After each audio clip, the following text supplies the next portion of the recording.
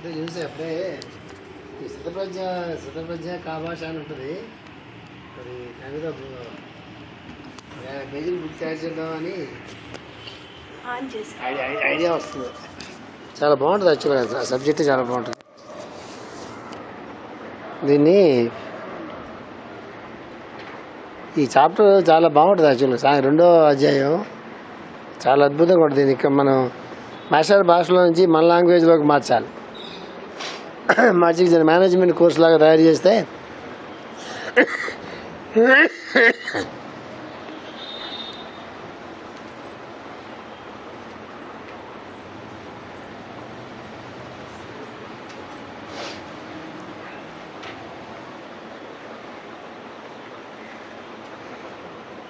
దుఃఖముల యందు ఉద్వేగము కలగకుండా వెళ్ళనచో సుఖముల యందు కోరికలు కలగరాదు. ఇది ఎక్స్ప్రెషన్ ఆన్సర్ ముందుకేసుకోండి, ఎవరు లేరు కదా.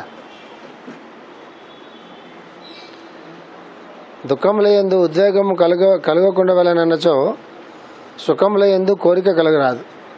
ఇది చాలా గొప్పగా చెప్పిన విషయం అన్నమాట. ఇది దుఃఖం కలిగినప్పుడు మనకు మామూలుగా జనరల్గా ఉద్యోగం వస్తుంది కదా, అది పోవాలంటే సుఖంలో ఎందుకు కోరిక కలగరాదు. అంటే సుఖంగా ఉన్నప్పుడు ఏదైనా సుఖం కలిగినప్పుడు ఆ సుఖపడాలనే కోరిక కానీ అనేది పోతే దుఃఖం ఉన్నప్పుడు దుఃఖం రాదంటున్నారు, ఉద్యోగం రాదంటున్నారు. అది మనకి దుఃఖం వచ్చినప్పుడు దుఃఖం గుర్తుకొస్తుంది తప్ప సుఖంగా ఉన్నప్పుడు అది గుర్తురాదు. అది చెప్తాను మాస్టర్. అంటే చెప్తా సుఖపడరాదని అర్థం కాదు. సుఖంలో ఎందుకు కోరిక కలగరాదు అంటే సుఖపడరాదని అర్థం కాదు. సుఖపడే మార్గము అనియు రోగికి దోహముది. సుఖపడే మార్గములనియు యోగికి దోహదములే కావాలన్నచో వానిపై అతని మనస్సు ప్రసరింపరాదు. ఇది సుఖపడే మార్గములని యోగికి దోహదములే కావాలన్నచో వానిపై అతని మనస్సు ప్రసరింపరాదు. పగలంతయు ఒకే స్థిరముగా ఒకే కుర్చీ ఎందుకు కూర్చుండి వ్రాసుకొనవలసిన ఉద్యోగికి మెత్తని పరుపుల కుర్చీ సదుపాయము చేకూర్చుని కానీ ప్రాత పనికి అడ్డం రాదు. కుర్చీ మెత్తదనం కోసమై కొని కూర్చుని అభ్యసించిన వానికి కార్యసాధనం సదుపాయము అని ప్రసక్తి లేకపోగా కుర్చీ లేనప్పుడు బాధ కలుగును. అంటే సుఖాల మీద కోరికలు అనేది లేకుండా పోయినప్పుడు మాత్రమే దుఃఖం కలిగినప్పుడు ఉద్వేగం రాదు అని చెప్పి, అలా అని చెప్పి సుఖాల్లో తప్పు ఉందా అంటే సుఖాల్లో తప్పులేదు చెప్తున్నారు మాస్టర్ గారు. ఎవరన్నా ఇప్పుడు మా కుర్చీలో బాగా ఏదైనా మంచి సాఫ్గా ఏదైనా వేసుకుని కూర్చుని పని చేసుకున్నాడు అనుకోండి, ఆ సాయంకాలం దాకా కుర్చీలో కూర్చుని పని చేసుకునేటటువంటి వాడికి కూర్చోవడం కోసం సదుపాయంగా ఉంటే ఆ శరీరం మీద జాస్తి లేకుండా కుర్చీ మీద కూడా జాస్తి లేకుండా అక్కడ పరుపు మీద జాస్తి పని చేసుకెళ్ళిపోతాడు. ఆ కుర్చీ ఎంత కాస్ట్లీ అయింది, అది దాని ఫోమ్ ఎంత ఉంది, దాని ఖరీదు ఎంత, ఇవే వాడు తెలియదు. కంఫర్టబుల్గా ఉంది కూర్చోడానికి, పని చేసుకోవడానికి కంఫర్టబుల్గా ఉంది, పని పూర్తి చేసి ఇంటికి వెళ్ళిపోతాడు. వీడిని చూసి మరొకడు ఆ కుర్చీ చాలా ఫోమ్ చాలా కంఫర్టబుల్గా ఉంది, ఎత్తు చాలా బాగుంది, చాలా మెత్తగా ఉంది, నా కుర్చీ చాలా గట్టిగా ఉంది అని చెప్పి వాడిని చూసి ఎవడన్నా కూడా ఆ మంచి ఫోమ్గా కంఫర్టబుల్ అయిన కుర్చీ వేసుకుని కూర్చుంటే ఎంతసేపటికి కూడా ఆ కుర్చీలో ఉండే ఫోము కుర్చీలో ఉండే కంఫర్ట్ గుర్తుకుంటుంది తప్ప పని మాత్రం గుర్తుకుంటూ సమానం చెప్తున్నాను మాస్టర్ గారు. ఇది గొప్ప ఎగ్జాంపుల్ కదా.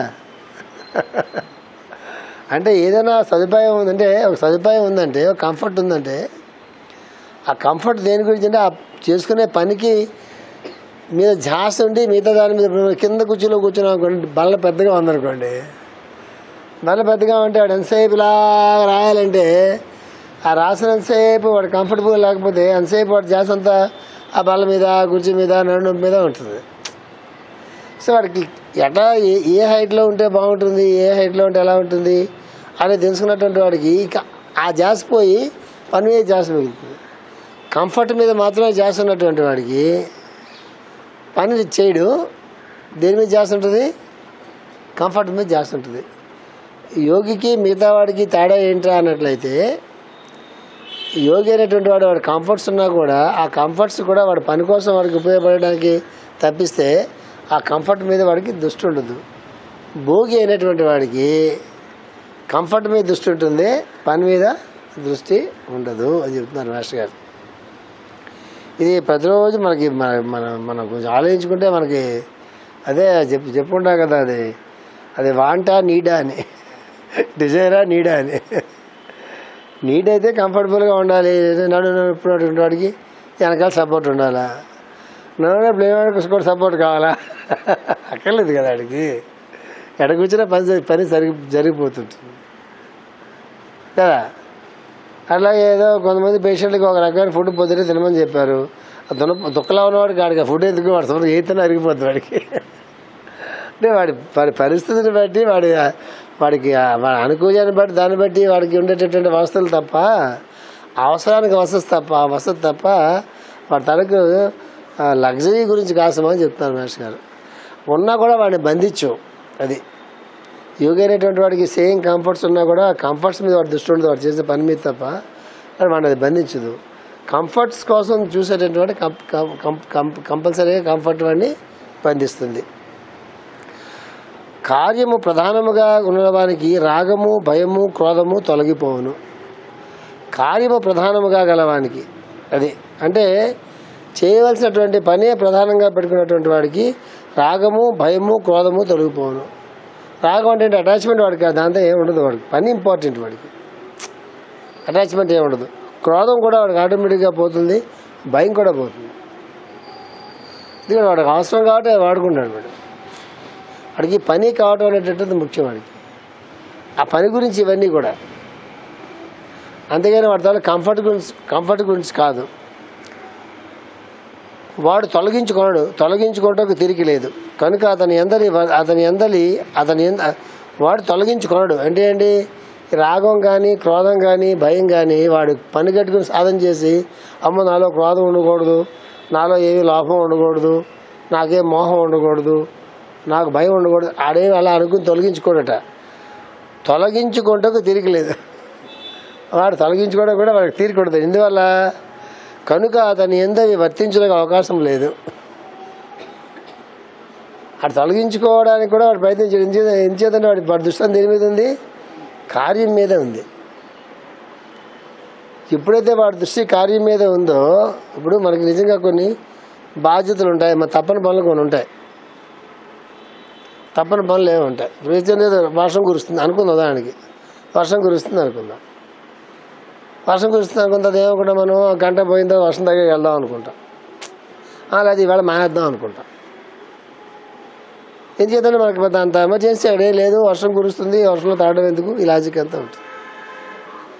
ఇంట్లో వాళ్ళు ఎవరికో పొట్టనొప్పో ఏదో కాలు నొప్పి వచ్చింది, వేసిన మందులు తగ్గలేదు, చేతిలో కారు లేదు, కార్ డ్రైవర్ లేడు, స్కూటర్లో పెట్రోల్ లేదు అనుకుందాం. అప్పుడు రిక్షా మీదో నడిచో పాక్కుంటారో దేకుంటారో హాస్పిటల్కి పరిగెడతావా మాంతావా? అప్పుడు కారు లేదు, కార్ డ్రైవర్ లేడు, రోడ్లు బాగున్నాయా బాగాలేదా, ఇవన్నీ మనకి, ఆ కారులో ఏసీ ఉందా ఏసీ లేదా, ఇవన్నీ అసలు గుర్తుంటాయా? వాళ్ళకి ఏం గుర్తుంటుంది? ఏదో రకంగా కింద మీద పడి హాస్పిటల్కి వెళ్ళిపోయి హాస్పిటల్లో పడిపోతే ఆ డాక్టర్ చూసి ఏదో 2 ఇంజక్షన్లు పడగానే అమ్మయ్య బతికేమరా దేవుడా అని అనిపిస్తుందా? ఇవన్నీ గుర్తుంటాయా? అంటే ఆపద్ధర్మంలో అవకాశం లేనప్పుడు జర్నీ చేయాలి, మనం అర్జెంటుగా వెళ్ళాలి, బస్సులు స్ట్రైకు, ట్రైన్స్ అన్నీ కిక్కిరిసిపోయి ఉన్నాయి, బెర్తలు లేవు, రిజర్వేషన్ లేవు, ఉదయం 6 గంటల మధ్యలో ఉదయం 6 గంటలకల్లా హైదరాబాద్ ఉండాలి, 8 గంటలకు ఇంటర్వ్యూ అన్నారు అనుకోండి. ఆ రాత్రి మీద వాడు ఆ ప్యాసింజర్ ట్రైన్లోనో మరో ట్రైన్లోనో ఒక్కళ్ళ మీద నిలబడి బాత్రూమ్ పక్కన కూర్చుని నిలబడి చోటు ఉన్నా లేకపోయినా సరే వాడు ఇంటర్వ్యూకి వెళ్తాడా మాంతాడా? అదే అవకాశం ఉంటే ఏసీయా, సెకండ్ ఏసీయా, థర్డ్ ఏసీయా, లేదా బెర్తా, లోయర్ బెర్తా, అప్పర్ బెర్తా, మిడిల్ బెర్తా, ఇవన్నీ చూసుకోడా. అందుకే సుఖంగా ఉన్నప్పుడే ప్రాక్టీస్ చేయాలి. ప్రాక్టీస్ చేస్తే కష్టాల్లో మనం ప్రాక్టీస్ చేయలేము. ఇంకే సుఖంగా ఉంటే మనకి సుఖంగా ఉన్నప్పుడు మనకి పక్కన ఆల్టర్నేటివ్ మన చేతిలో ఉంటుంది కాబట్టి మనసుకు ధైర్యంగా ఉంటుంది, తర్వాత అభ్యాసం అవుతుంది. సుఖంగా ఉన్నప్పుడు ఏంటంటే మనకి పక్కన ఆల్టర్నేటివ్ ఉంటుంది కదా, ఉన్నప్పుడు ముందులే ఇంక ధైర్యంగా ఏదో కొంచెం ఇబ్బంది పడడానికి మనసు ఇష్టపడుతుంది, ఆల్టర్నేటివ్ పక్కన ఉంది కదా. ఒకసారి మనసు ఇబ్బంది పడడంలో కూడా అది కంఫర్ట్ జోన్లోకి వెళ్ళి మిగతా వాళ్ళందరూ అట్లాగే పని చేసుకుంటారు కదా. అందరికీ రిజర్వేషన్ ఉంటాయి, ఆ ట్రైన్లో ఉండవు కదా. ఇప్పుడు వాళ్ళందరూ వెళ్ళట్లే. ఇప్పుడు తిరుపతి మనం అంటే 300 టికెట్ వీఐపీ టికెట్ వెళ్తాం మనం. ఇప్పుడు ధర్మదర్శనానికి ఎంతమంది వెళ్తారు? 48 hours ఉంటారు క్యూలో. బాత్రూమ్ పైపెచ్చి చిన్న చిన్న పురుడు కందులు వేసుకెళ్ళిపోతారు. ఆ పురుడు కందులు 1 year 2 years బేబీల్లో 6 months బేబీల్లో ముక్కేసుకుని ఆ విలేజర్స్ వాళ్ళంతా కూడా 48 hours 24 hours తిరుపతి క్యూలో ఉండిపోతారు. మనకి అసలు మనకి నుంచి ఎవరన్నా వెళ్ళాలంటే జనమిల్ తీసుకెళ్ళాలంటే వాళ్ళ టైపర్ దగ్గర నుంచి ఏమవుద్దాం, మధ్యలో ఫుడ్ ఎక్కడం, ఇన్ని ఆలోచిస్తాం మనం. అట్లా చూస్తుంటే అసలు మనకి బుర్ర పాడైపోతుంది, బుర్ర తిరిగిపోతుంది. ఎట్లా వెళ్తారా అని. భక్తి భగవద్గీత వాళ్ళకా మనకా? అడిగి భగవద్గీత తెలియకర్లా. శ్రీకృష్ణుడు ఉన్నాడని భగవద్గీత తెలియకలే. వాడు దండం పెట్టింటాడు, వాళ్ళలోంచి గీత వెళ్ళిపోతూ ఉంటుంది. అందుకే సుఖాల్లో ఉన్నప్పుడే. అందుకే మీరు పెద్ద పెద్ద వాళ్ళ బయోగ్రఫీస్ చదివితే వాళ్ళ పిల్లలు వాళ్ళు ఎంత కోటీశ్వరులైనా వాళ్ళ పిల్లల్ని వాళ్ళు సైకిల్ ఇచ్చి పంపించి, రిక్షాల్లో ఇచ్చి పంపించి, ఆటోల్లో ఇచ్చి పంపించి, సొంతంగా బస్సుల్లో ఇచ్చి పంపించి, వాళ్ళని వాడు కేరాఫ్ అని చెప్పుకుంటే వాళ్ళు పంపుతారు. పంపి ప్రైమ్ మినిస్టర్స్ ఒబామా గారి కూతురు అమెరికన్ ప్రైమ్ మినిస్టర్ అంటే వాడు అమెరికన్ ప్రెసిడెంట్, వరల్డ్ ప్రెసిడెంట్ కింద లెక్కే కదా వాడు. అమెరికన్ ప్రెసిడెంట్ అంటే భూగోళం మొత్తం ప్రెసిడెంటే కదా.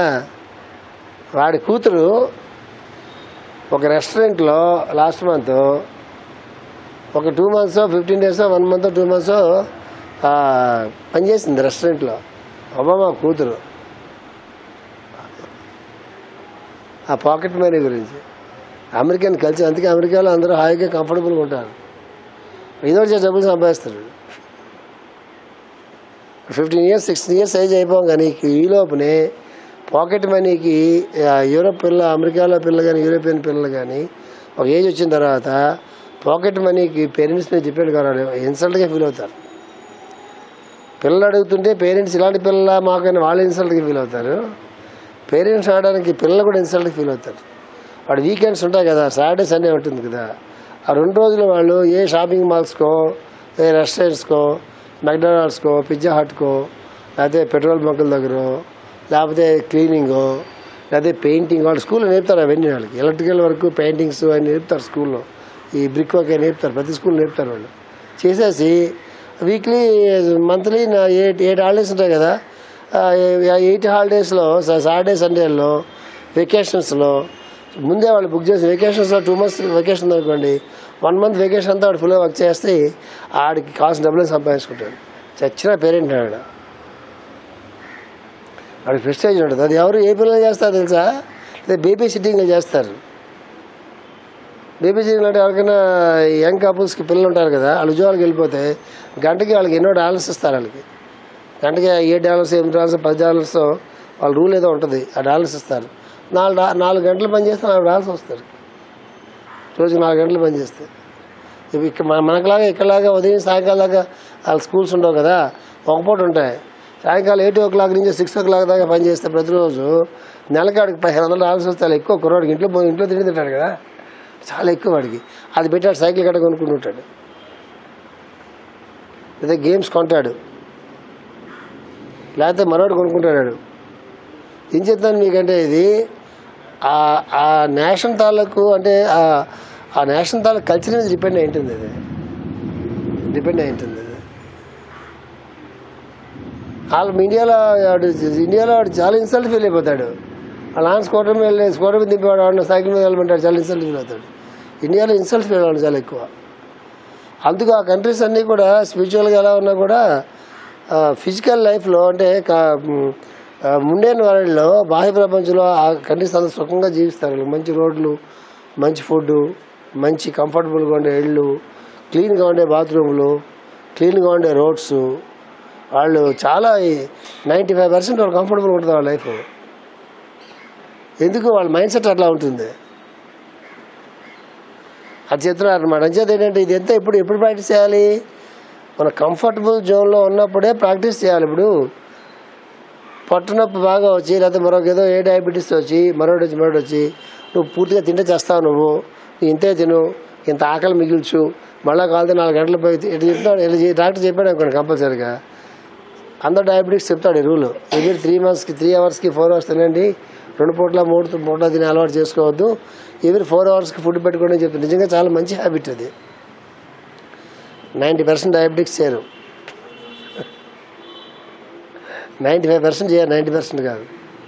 ఎందువల్ల మనకు ఫుల్గా ఉదయం టిఫిన్ చేసేయడం, ఫుల్గా మధ్యాహ్నం తినేసేయడం, ఫుల్గా రాత్రి అలవాటు మనకి. ఆ మైండ్ అలా హ్యాబిచ్యూట్ అయిపోతుంది, బాడీ డైజెస్ట్ చేసుకో. మనం ఆరోగ్యంగా ఉండగా అలవాటు చేసుకున్నాం అనుకోండి, చేసుకుంటే ఆరోగ్యంగా ఉన్న ఆరోగ్యంగా లేకపోతే ఇట్స్ గుడ్ హ్యాబిట్. అది ఫుడ్ తినే habit it's very good habit. ఆరోగ్యంగా ఉన్న ఆరోగ్యంగా లేకపోయినా కూడా ఇట్స్ గుడ్ హ్యాబిట్. అది ఆరోగ్యంగా లేకపోయినా కూడా ఆ హ్యాబిట్ పనిచేస్తుంది. అది ఎప్పుడు అక్కడ కూర్చోండి సార్, అక్కడ కూర్చోండి. ఇటుపక్క స్త్రీ జనం ఇటుపక్క వచ్చారు. ఎంతైనా మనకి పురుష అహంకారం ఉంటుంది కదా. అందువల్ల ఎప్పుడు కూడా గుర్తుపెట్టుకోండి, జీవితంలో చాలా పైకి వచ్చారు, అభివృద్ధిలోకి వచ్చారు. ఈ ఫ్యామిలీ ప్రపంచాన్ని రూల్ చేస్తుంది. ఇది ఎకనామిక్ గానండి, ఏ రకంగానండి. ఇప్పుడున్న లీడర్స్ని తీసుకోకండి, పాత వాళ్ళని తీసుకోండి. ఎవరైనా సరే వాళ్ళ బయోగ్రఫీస్ చదువుకుంటే వాళ్ళ పిల్లలను కూడా వాళ్ళు ఆ రకంగానే పెంచుతారు. వాళ్ళు అంటే సుఖంలో ఉన్నప్పుడే కష్టం చేయాలి, రూల్ అది. సుఖంగా జీవితం ఉన్నప్పుడే కష్టపడడం అలవాటు కాకపోతే వాడు కష్టంగా జీవితం ఉన్నప్పుడు కష్టపడమంటే వాడు డిప్రెషన్లోకి వెళ్తాడు వీడు, లేకపోతే వెంజెన్స్లోకి వెళ్తాడు వీడు, లేదా వాళ్ళు కంప్లైంట్ మొదలవుతుంది, వాళ్ళు కక్ష మొదలవుతుంది, వాళ్ళ ప్రతీకారం మొదలవుతుంది.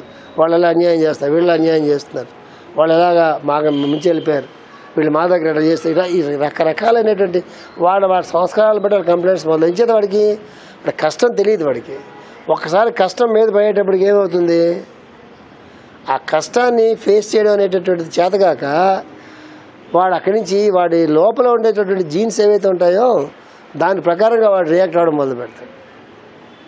అది మెయిన్ రీజన్ ప్రపంచంలో ఉండేటటువంటి ఇన్ని ప్రాబ్లమ్స్కి. అందుకే మనం బాగా సుఖంగా ఉన్నప్పుడే మనం ఆహారం ఫుల్గా తినడానికి అవకాశం ఉన్నప్పుడు కొంచెం ఆకలితో ఆహారం ఆపాలి, ఆరోగ్యం బాగుపడుతుంది. ఫుల్గా పీకలాగా మెక్కకూడదు. ఎప్పుడైనా నిజంగా ఆకలేసి ఫుడ్ లేకపోతే ఆగడానికి వాడికి లోపు ఉండేటువంటి మైండ్ సిస్టమ్ కూడా వాడికి కోఆపరేట్ చేస్తాయి. రోజు ఫుల్గా తినేస్తున్నాం అనుకోండి, ఫుల్గా ఆకలి అనేది మనకు తెలియదు, అసలు దాహం అనేది మనకు తెలియదు ఎలా ఉంటుందో. రేపు పొద్దున్న నీళ్ళు లేని చోటుకి వెళ్ళాం అనుకోండి, మనం మొహం తీరు పడిపోతాం. ఎందుకు, బాడీకి అలవాట్లేదు. గట్టిగా ఒక పూట అన్నం తినడానికి అన్నం దొరకలేదు అనుకోండి, ఎక్కడ ఒకసారి దొరకవు. వేరే కొన్ని చోట్లకి వెళ్తే ఒకసారి దొరకవు ఒకసారి పిచ్చికిపోతాం మనం. ఎక్కడి దాకా ఎందుకు మైండ్ ఎంత చికాకైందంటే ఏ బీపీ మాత్రలు లాంటివి మరొక మాత్రలు లాంటివి ఉంటాయి. ఆ మాత్రలు మన దగ్గర ఉన్న మన పాకెట్లోనో బాక్స్లో మాత్రలు ఉన్నప్పుడు 2 రోజులు మనం మాత్రలు వేసుకోవడం మానేసినా మన బీపీ పెరగదు.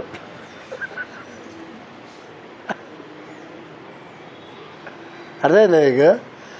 ఒకవేళ ఆ బ్రాండ్ మాత్రలు దొరకలేదు ఇక్కడ ఊరిలో, ఉదయం మీ బీపీ మాత్ర వేసుకోవాల్సింది, మధ్యాహ్నం గల రీలింగ్ మొదలు దించేదా అక్కడ మాత్ర లేదని మనకు తెలుసు. అది క్రియేట్ చేస్తుంది బీపీని. మైండ్ ప్రోగ్రామింగ్ అనేటటువంటిది, మైండ్ని టేమ్ చేయడం మనం క్లాసుల్లో చెప్పుకున్నంత ఈజీ కాదు. అది it's a life long process. అది దానికి రూల్ ఏంటి తెలుసా? మనం కంఫర్టబుల్గా నేను ఉదయం బీపీ అన్నాను కదా, ఉదయం మాత్ర వేసుకోలేదు చూసావా, ఇప్పుడే గుర్తుకొచ్చి రీలింగ్ వస్తుంది. ఉదయం మాత్ర వేసుకోలేదు, మర్చిపోయాను. మా సింధు ఆడబడి చారు వచ్చింది, 6 గంటలకు వెళ్ళి బస్ స్టాండ్కి వెళ్ళి తీసుకోవాల్సి వచ్చింది.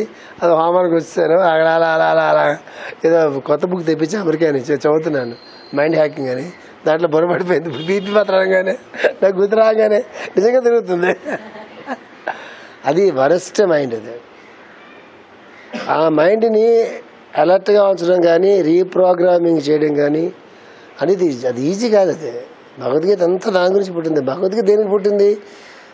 మన డే టు డే లైఫ్లో రీప్రోగ్రామింగ్ కోసం భగవద్గీత పుట్ల. డే డే లైఫ్ ఎట్లా మన కండిషన్ చేస్తుందో దాంట్లోంచి బయటపడి ఒకే ప్రోగ్రాం, జననము మరణము 2 ఉండవురా. నువ్వు శాశ్వతుడివి, నీకు మరణం కానీ జననం కానీ నీకు కాదు. ఆ శరీరానికి మాత్రమే అవి. నువ్వు ఎప్పుడూ శాశ్వతుడివే, ఉన్నది ఒకటే. మోక్షంలో ఉన్నటువంటి వాడు కూడా శరీరం తీసుకుంటాడు, శరీరం వదిలిపెడతాడు, అయినా వాడు మోక్షస్థితిలోనే ఉంటాడు. వాడికి తపస్సు అయినా ధ్యానం అయినా కళ్ళు మూసుకోవడం కళ్ళు తెరవడం కాదు, వాడు ఎప్పుడు అదే స్థితిలో ఉంటాడు. ఆ స్థితి లేదు అంటే బాహ్యంగా ప్రపంచంలో ఏవైతే నీకు కనిపిస్తున్నాయో, బాహ్య కర్మేంద్రాలు ఏవైతే ఉన్నాయో, జ్ఞానేంద్రియాలు ఏవైతే ఉన్నాయో, మనసు ఏదైతే ఉందో, ఈ 5 జ్ఞానేంద్రియాలు 5 కర్మేంద్రియాలు మనస్సు మొత్తం 11 కూడా కలిసి బాహ్య ప్రపంచంలో ఉండేటటువంటి వాటితో ఎంతవరకు అయితే ఐడెంటిఫై అయితే ఉంటుందో అంతవరకు అది అంతర్ముఖం చెందదు. అంతర్ముఖం చెంది బుద్ధిలోకి వెళ్ళి బుద్ధి దానికన్నా వెనుకున్నటువంటి ఆత్మతత్వంలోకి వెళ్ళే ఆ ప్రయాణం మొదలెట్టకపోతే ఖచ్చితంగా 5 జ్ఞానేంద్రియాలు 5 కర్మేంద్రియాలు మనస్సు ఈ 11 కలిసి ఖచ్చితంగా నేను బాహ్య ప్రపంచంలోకి లాగుతూనే ఉంటాయి. ఈ బాహ్య ప్రపంచంలోకి లాగుతున్నంత కాలం నీ కర్మబంధం ఉంటుంది. కర్మబంధం ఉన్నంతకాలం నీ మైండ్ ఆ కర్మబంధం చేత కండిషన్ అయిపోయి ఉంటుంది. మైండ్ కండిషన్ అయిపోయినంతకాలం నువ్వు కర్మబద్ధుడిగానే ఆలోచిస్తావు, ఆ రకంగానే ప్రవర్తిస్తుంటావు. మళ్ళీ కర్మబంధం చుట్టుకుంటూ ఉంటుంది. రాగద్వేషాలు కామక్రోధాలు ఇవేవి కూడా నీలోంచి పోవు. అవి నువ్వు పోగొట్టుకునే కాదు, అవి నీలోంచి అవి వాడంతా తొలగిపోవాలి. ఎప్పుడు తొలగిపోవాలి అంటే ఎవడైతే కార్యం మీద వాడి తాలూకు కర్తవ్యం మీద మనసు నిలబెట్టి పెట్టుకుంటాడో వాడికి ఈ కామక్రోధాలు రాగదోషం ఆలోచించే సమయం వాడికి ఉండదు కాబట్టి అవి గ్రాడ్యువల్గా ఏమైపోతాయి, డ్రాప్ అయిపోతాయి. అందుకు పని చేయాలి. మన అదృష్టం మాస్టర్ గారు మనకి ఇచ్చిన డైమెన్షన్ అది. అందుకే ఆయనతో ఉన్న 14 సంవత్సరాలు 10 సంవత్సరాలు అనుకోండి, రోజుకి 18 గంటలు పనిచేసినా 20 గంటలు పనిచేసినా ఈనాడు మనకు టైం తెలిసేది కాదు, ప్రాబ్లమ్స్ తెలిసేవి కాదు, అనారోగ్యాలు తెలిసేవి కాదు. అనారోగ్యాలలో కూడా పక్క వెళ్ళిపోతుంటాయి. అది లేకపోతే ఇంతకాలం పని చేయగలిగి ఉండేవాళ్ళు. మనకి కంప్లైంట్ లేదు మా ఆయన మీద. మనకి మాస్టర్ మాకు అది ఇవ్వలేదు, మాకు ఇది ఇవ్వలేదు, మాకన్నా ముందు వాళ్ళందరూ నాకు వచ్చిన వాళ్ళందరూ అన్ని లక్షలు గడించారు, అన్ని కోట్లు గడించారు, వాళ్ళకి సొంత ఇళ్ళు ఉన్నాయి, వాళ్ళకి కార్లు ఉన్నాయి, వాళ్ళకి ఇవి ఉన్నాయి, మనకేమి లేదు. ఇవి కంప్లైంట్స్ ఎందుకు లేవు? ఆ గ్రూప్కి మాస్టర్తో గ్రూప్ కంటే అందరికీ నేను చెప్పలేను, కొంతమంది కదా లేవు. ఎందుకు లేవంటే ఆయన పని ఒకటే చెప్పారు, పని ఒకటే చేయాలి. చేస్తే ప్రత్యేకంగా ఈ ప్రోగ్రాం రాగదోషాలు వదులుకోండి, కామక్రోధాలు వదులుకోండి, భయపడకండి, ఇది అంతా మనం ప్రత్యేకంగా ప్రోగ్రాం పెట్టుకోకర్లే, ఆటోమేటిక్గా వదిలేస్తాయి. ఎప్పుడు పని పెట్టుకోవాలి. అది యజ్ఞార్థమైన కర్మ ఉండాలి. సో మన పని కూడా యజ్ఞార్థంగానే చేసుకోవాలి. మన పని కూడా యజ్ఞార్థంగానే చేసుకోవాలంటే మనం స్నానం చేస్తున్నా కూడా ఈ శరీరం నన్ను కాపాడుతుంది, ఈ శరీరం నన్ను పోషిస్తుంది, ఈ శరీరం ఉంది కాబట్టి కదా నేను శరీరంలో ఉండగలుగుతున్నాను, దీనివల్ల కదా నేను చూడగలుగుతున్నాను, దీనివల్ల కదా నేను పని చేయగలుగుతున్నాను, దీనివల్ల కదా నేను మాట్లాడగలుగుతున్నాను, అమ్మో దీని జాతి చూసుకోవాలి, ఇదో దేవాలయం వెళ్ళాడురా అని చెప్పి మనం స్నానం చేసామనుకోండి, అది డిఫరెంట్. అది యజ్ఞార్థంగా స్నానం చేయడం అంటే. ఆహారం తినేటప్పుడు ఏది పడితే అది లోపు పడకూడదు. లోపల సిస్టమ్ అంతా చాలా మెకానిజం అంతా చాలా ఇంటాక్ట్, చాలా గొప్పగా ఉంటుంది. అది ఇలాంటి ప్రకృతిలో ఇంత బెస్ట్ మెకానిజం అనేటటువంటిది ప్రకృతి మనకి ఇచ్చింది, భగవంతుడు మనకి ఇచ్చాడు. దీన్ని కాపాడాలి, ప్రకృతి సహజం కాపాడుకోవాలి. అది అనే యజ్ఞాధిపతి కలిగింది అనుకోండి మన తాలూకు శరీరం మీద, ఆహారం మీద. ఆహారం అది దివ్యాహారంగా అమృతాహారంగా మారిపోతుంది. ఏదైనా అంతే. యజ్ఞాతం అంటే రోడ్డు మీదకి వెళ్ళిపోయి ఊరికి అందరికీ సేవ చేయడం ఒకటి అనుకోవాకండి. మన శరీరం పట్ల కానీ మనం చేసే పనుల పట్ల కానీ మన ఒక ఆలోచన అనేది నా మనసులోకి వచ్చింది, అయ్యో ఆలోచన రాగానే గాలి వెళ్ళిపోతుంది. అది నెగిటివ్ థాట్ అయినా పాజిటివ్ థాట్ అయినా ఒకసారి ఆలోచన అంటూ ఆకాశతత్వం కదా అది. అంటే ఆలోచన అంటూ రాగానే ఏమవుతుందంటే ఆటోమేటిక్ స్పేస్లోకి వెళ్ళిపోతుంది. మనలాగే ఎవడన్నా మనలాగే ఒక నెగిటివ్ ఫీల్ ఉంటే వాళ్ళకి దూరుతుంది, నెగిటివ్ థాట్ దూరుతుంది. మనలోంచి ఒక గొప్ప ఆలోచన వచ్చిందనుకోండి, గొప్ప ఆలోచన వస్తే ఆ టైంకి ఎవడైతే ఏ ఫ్రీక్వెన్సీలో ఆ వేవ్ లెంత్ మ్యాచ్ అయి ఉంటుందో అట్లాంటి పాజిటివ్ వాళ్ళలోకి వెళ్తుంది. It is great service. ఋషులందరూ హిమాలయాలు కూర్చొని ఏం చేస్తారు? చిన్నవాడు ఒక ప్రశ్న ఉండేది, నాకు కూడా ఉండేది ప్రశ్న, యంగ్ ఏజ్లో వస్తుంది. ఆ మాస్టర్ గారిలాగా వివేకానందులాగా వచ్చి పనిచేయాల ప్రపంచంలో, హిమాలయాల్లో కూర్చొని వీళ్ళు తపస్సు చేసుకుంటే మనకు వచ్చేది ఏముంది? నిజంగా ఆ యంగ్ ఏజ్లో 20, 21, 25 అలా ఇలాంటి ఆలోచనలు వస్తాయి. యంగ్ బ్లడ్ కదా, హిమాలయాల్లో కూర్చొని తపస్సు చేసుకుంటాడు. ఎవడ కావాలా, ఏమొస్తుంది, మాస్టర్ గారిలాగా వచ్చి పని చేయాలి, ఇక్కడ వివేకానందులాగా వచ్చి పని చేయాలా అని అనిపించేది ఆ రోజుల్లో. తర్వాత మనకి మన మనసు కూడా కొంచెం ఓల్డేజ్ మెచ్యూర్ అవుతూ ఉంటుంది కదా. అప్పుడు ఏం తెలుస్తుంది? ఇంటింటికి వెళ్ళి పని చేయట్లేదు పరమగురు, వాడు హిమాలయాల్లో కూర్చుని వాడి సంకల్పంలో నుంచి ఒక మంచి ఆలోచనలు అనేవి ప్రపంచంలోకి వదిలిపెడితే ఆ టైంకి ఎవరైతే దానికి రిసీవ్ చేయడానికి సిద్ధంగా ఉన్నారో, ఎవరైతే మనస్సు ఉత్తమమైనటువంటి లోకాల్లోకి ఉత్తమమైనటువంటి ఆలోచన పదంలో పయనిస్తుందో వాళ్ళలోకి ఆలోచన వచ్చి అది వాడి సొంత ఆలోచనలాగా వస్తుంది. ఎవరి ఆలోచన మనకు తెలియదు. అది మన నుంచి పైకైనా అలాగే వెళ్తుంది, పైనుంచి మనకైనా అలా వస్తుంది. అందుకే ఎప్పుడు ఇది ఖాళీ పెట్టమంటారు. అందుకే ఎప్పుడు కూడా మస్తిష్కాన్ని ఖాళీ పెట్టుకో, నువ్వు వాడు కూర్చోవాక, నీ ఆలోచనలు వాడు కూర్చొని ఇవ్వక, ఇతరులు ఎవరిని కూడా నీ బుర్రలో మోయిపోక అని చెప్తారు. Don't be slave to others, your opinion about others. ఇతరుల గురించి నేను ఏమనుకుంటున్నావో ఆ ఒపీనియన్స్తో నీ బుర్రని ఎంతో కూడా నింపుకోపోక, అది నింపితే ఆ పైనుంచి వచ్చే ఆలోచన రావు మనకి. ధ్యానం అదే క్రియేట్ చేసి పెడుతుంది. ప్రతిరోజు ప్రాణాయామం చేసుకునేటటువంటి వాడు ప్రతిరోజు ఏదైనా ఒక భౌతిక శరీరంలో ఎక్కడా కూడా స్టకప్స్ లేకుండా, నాడీ మండలంలో కానీ మరో చోట కానీ ఎక్కడ కూడా బ్లాక్స్ లేకుండా,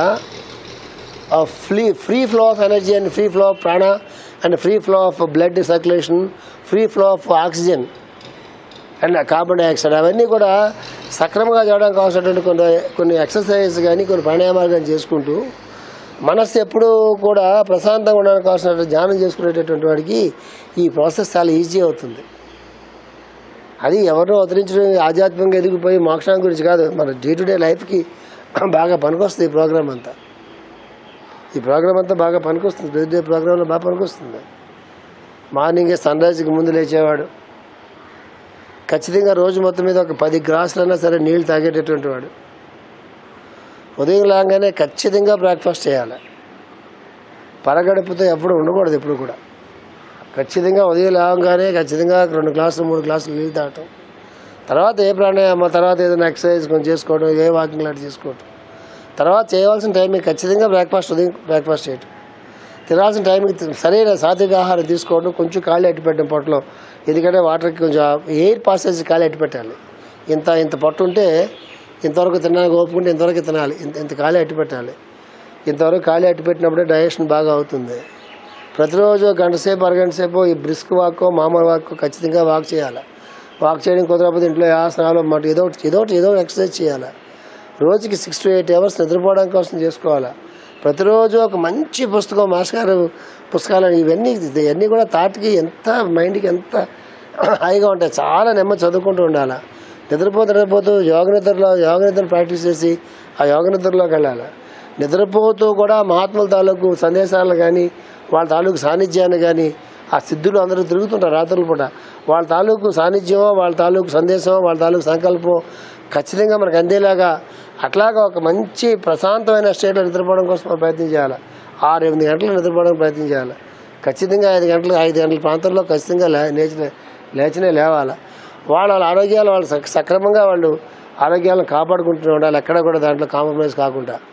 ఇదంతా ఎందుకంటే ఏ శరీరం అయితే ప్రకృతి మనకి ఇచ్చిందో, మనం పుట్టగా అందరూ ఆరోగ్యంగా పుడతాం కదా. చాలా ఏదో పూర్వజన్మ దుష్కర్మ ఉండిపోతుందని చెప్పలేను, కానీ పిల్లలందరూ సాధారణంగా ఆరోగ్యంగా ఉంటారు కదా. చాలా తక్కువ మంది పిల్లలు తప్పిస్తాయి. అట్లీస్ట్ అందులో కొంత అయినా సరే శరీరం వదిలిపెట్టే ముందు అందులో కొంతనే తీసుకెళ్ళాలి. భౌతిక ఆరోగ్యం గురించి పట్టించుకోవాల్సిన అవసరం లేదని అనుకోవడానికి వీలేదు. అది బాగుంటుందా బాగాలేదో మన సంబంధం, మనం చేసే ప్రయత్నం గురించి నేను మాట్లాడుతున్నా. అదే భౌతిక ఆరోగ్యం ఎలా ఉంటుంది, ఎందుకు ఉంటుంది, ఎవడు దాంతో బాధపడతాడు, ఎంత కర్మందం ఉంది ఎంత అనేది, అది ఆ లెక్కల మనలో వెళ్ళే మనం what best we can do అది చేయాలి. మనలో ఏం చేంజ్ చేసుకోవాల్సిందో ఖచ్చితంగా చేంజ్ చేసుకోవాలి. ఎప్పుడు కూడా గుర్తుపెట్టుకోండి ఒక వర్డ్ గుర్తుపెట్టుకోండి, reprogramming of the mind is very very very essential. కంప్యూటర్లో మనం ఏం చేస్తాం, చాలా కాలం కంప్యూటర్ వాడిన తర్వాత అది ఏమవుతుంది అంటే వైరస్ పడుతుంది. వైరస్ క్లీన్ చేయడం కోసం ప్రయత్నం చేస్తాం, యాంటీవైరస్ పెట్టి ప్రయత్నం చేస్తాం. యాంటీవైరస్ పెట్టినా కూడా వైరస్ దాంట్లోంచి పోదు. అప్పుడు టెక్నీషియన్ ఏమంటాడు, సార్ ఈ మొత్తం అన్ని ఫైల్స్ తీసేసి రీఫార్మేట్ చేయాలి సార్, రీఫార్మేట్ చేసి మళ్ళీ కొత్త ఫైల్స్ చేసుకోవాలి. చేసుకునేటప్పుడు కొన్ని ఫైల్స్ పోతాయి సార్, మేము చేయలేము, అవి కొన్ని రికవర్ చేయగలుగుతాం, కొన్ని మాత్రం పోతాయి. రీఫార్మేట్ చేయకపోతే ఈ కంప్యూటర్ మొత్తం పనిచేస్తారని చెప్తాడు. డీబగ్ చేయాలి చెప్తాడు వాడు దాంట్లో చేయి బాబు అంటాం. ఈ అదే వాడు ఏం చెప్తాడు, సార్ ఇలా కాదు ప్రతిసారి మీరు వచ్చి మాకు 500 రూపాయలు మీరు ఇచ్చి డీఫార్మేట్ అయితే కొంతకాలానికి ప్రాబ్లం అవుతుంది, మీరు యాంటీవైరస్ పెట్టుకోండి సార్. ప్రతిరోజు యాంటీవైరస్ మీరు రన్ చేస్తే ఈ వైరస్ ఎక్కుంటూ ఉంటుంది కంప్యూటర్లో, నెంబర్ 1. నెంబర్ 2, వీళ్ళ పెన్ డ్రైవ్లు పట్టుకొస్తారు మీ దగ్గరికి. ఆ పెన్ డ్రైవ్లు కానీ మీ కంప్యూటర్లో పెడితే ఆ పెన్ డ్రైవ్లో వచ్చిన వైరస్ మీ కంప్యూటర్లోకి వెళ్తుంది సార్. వీళ్ళు పట్టుకొచ్చిన పెన్ డ్రైవ్లు పట్టుకొచ్చి మీ కంప్యూటర్లో పెట్టబోకండి. ఒకవేళ మీరు పెట్టినా కూడా మొట్టమొదటి లైసెన్స్ సాఫ్ట్వేర్ ఉన్నటువంటి యాంటీవైరస్ పెట్టుకుని కొత్తగా పెట్టిన సాఫ్ట్వేర్ ఏదైతే ఉంటుందో పెన్ డ్రైవ్ ఉంటుందో దాన్ని స్కాన్ చేసి know it is safe to install అని చెప్పిన తర్వాత అప్పుడు ఇన్స్టాల్ చేయండి సార్. అప్పుడు గడిగడికి వచ్చి మార్చట్లేదు సార్ అని చెప్తాడు. ఈ ప్రోగ్రాం ప్రతిరోజు మన శరీరంలో మన మైండ్కి చేయాలా. ఇది కంప్యూటర్ లాంగ్వేజ్. ఇది ప్రతిరోజు యాంటీవైరస్ పెట్టుకోవాలా, రాత్రి యాంటీవైరస్ పెట్టాలా. ఈ వేళ నాకు ఈ ఆలోచనలు వచ్చాయి, వాష్ ఆఫ్. అక్కడంటే కంప్యూటర్ కాబట్టి కన్నం పెట్టి కొడతా, ఇక్కడ కన్నం పెట్టి కొట్టకట్లా మా సంకల్పమే. Wash of. వీడిని ఎవరో తిట్టాను, వాష్ క్లీన్ అంటావు అన్నమాట. అడుగుద్ది డిలీట్ చేసామంటావని అడుగుద్ది. అదేమడుద్ది పెట్టిన తర్వాత అక్కలేని ఫైల్స్ ఉన్నాయి డిలీట్ చేయమంటావా అంటుంది. వేస్తుంటే కంప్లీట్గా చేయమంటావా వద్దా అని అడుగుతుంది. మనం ఏమంటావు తెలుసా, ఎంత కక్కుర్తి. మనమే ఫైల్స్ అన్నీ తీసి ట్రాష్లో వేస్తాం. ఇది కంప్యూటర్ లాంగ్వేజ్ చెప్తాను మీకు నేను. చాలా ఫైల్స్ నిండిపోద్ది, కంప్యూటర్ నిండిపోద్ది. మెమరీ కంప్యూటర్ నిండిపోతే ఏమవుతుంది, మెమరీ అంతా ఫుల్ అయిపోతుంది. మెమరీ ఫుల్ అయిపోతే ఏమవుతుంది, కొత్తగా ఫైల్స్ దాంట్లో ఎంటర్ కావు. అదేమవుతుంది, కంప్యూటర్ ఈజ్ ఫుల్, డిలీట్ ఇది అన్నెసరీ ఫైల్స్ ఏదో అని అది ఇన్స్ట్రక్షన్ ఇస్తుంది, డిలీట్ అంటాం. అదేమంటుంది, ఏ డిలీట్ చేయాలో టిక్కులు పెట్టని అడుగుద్ది. టిక్కులు పెడతాం, మరి డిలీట్ అంటాం. అదేమడుగుతుంది, are you sure you want delete it completely అని అడుగుతుంది. అప్పుడు మన డౌట్ వస్తుంది. మనమే డిలీట్ అని పెడతాము, పెట్టిన తర్వాత అమ్మో పూర్తిగా కంప్లీట్ డిలీట్ చేస్తే ఇక మళ్ళీ ఆ ఫైల్స్ మనం దొరకవు.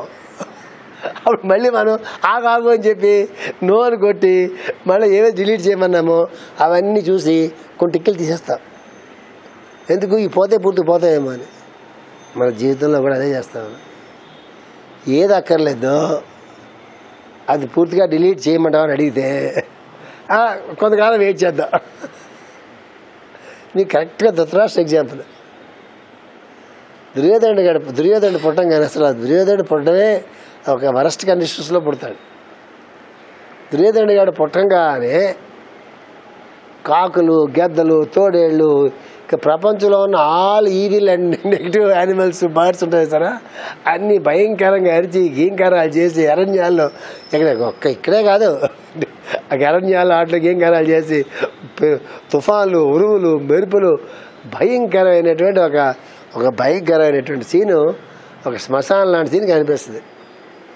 గుడ్డోడే కానీ ఆడికి కూడా గుడ్డోడైన మాట వాడికి కూడా జ్ఞానం ఉంది కదా, మరి లేకపోతే వాడికి వ్యాసుడు ఎందుకు బాగు చేస్తాడు, సరస్వజాతీయుడు వచ్చి ఆడికి ఎందుకు బాగు చెప్తాడు, వాడికి శ్రీకృష్ణుడు విశ్వరూపం చూపిస్తాడు వాడికి. అంటే వాడు ఎంత విధమైనా వాడికి ఏదో ఉంది బ్యాక్గ్రౌండ్లో, మరి లేకపోతే వాడి తాతలు ముత్తాతలు అందరూ చాలా గొప్పవాళ్ళు కదా, లేదా వాడికి విశ్వరూపంగా ఎవరికి కనిపించలేదు, అందరూ మొగ తిరిగి పడ్డారు.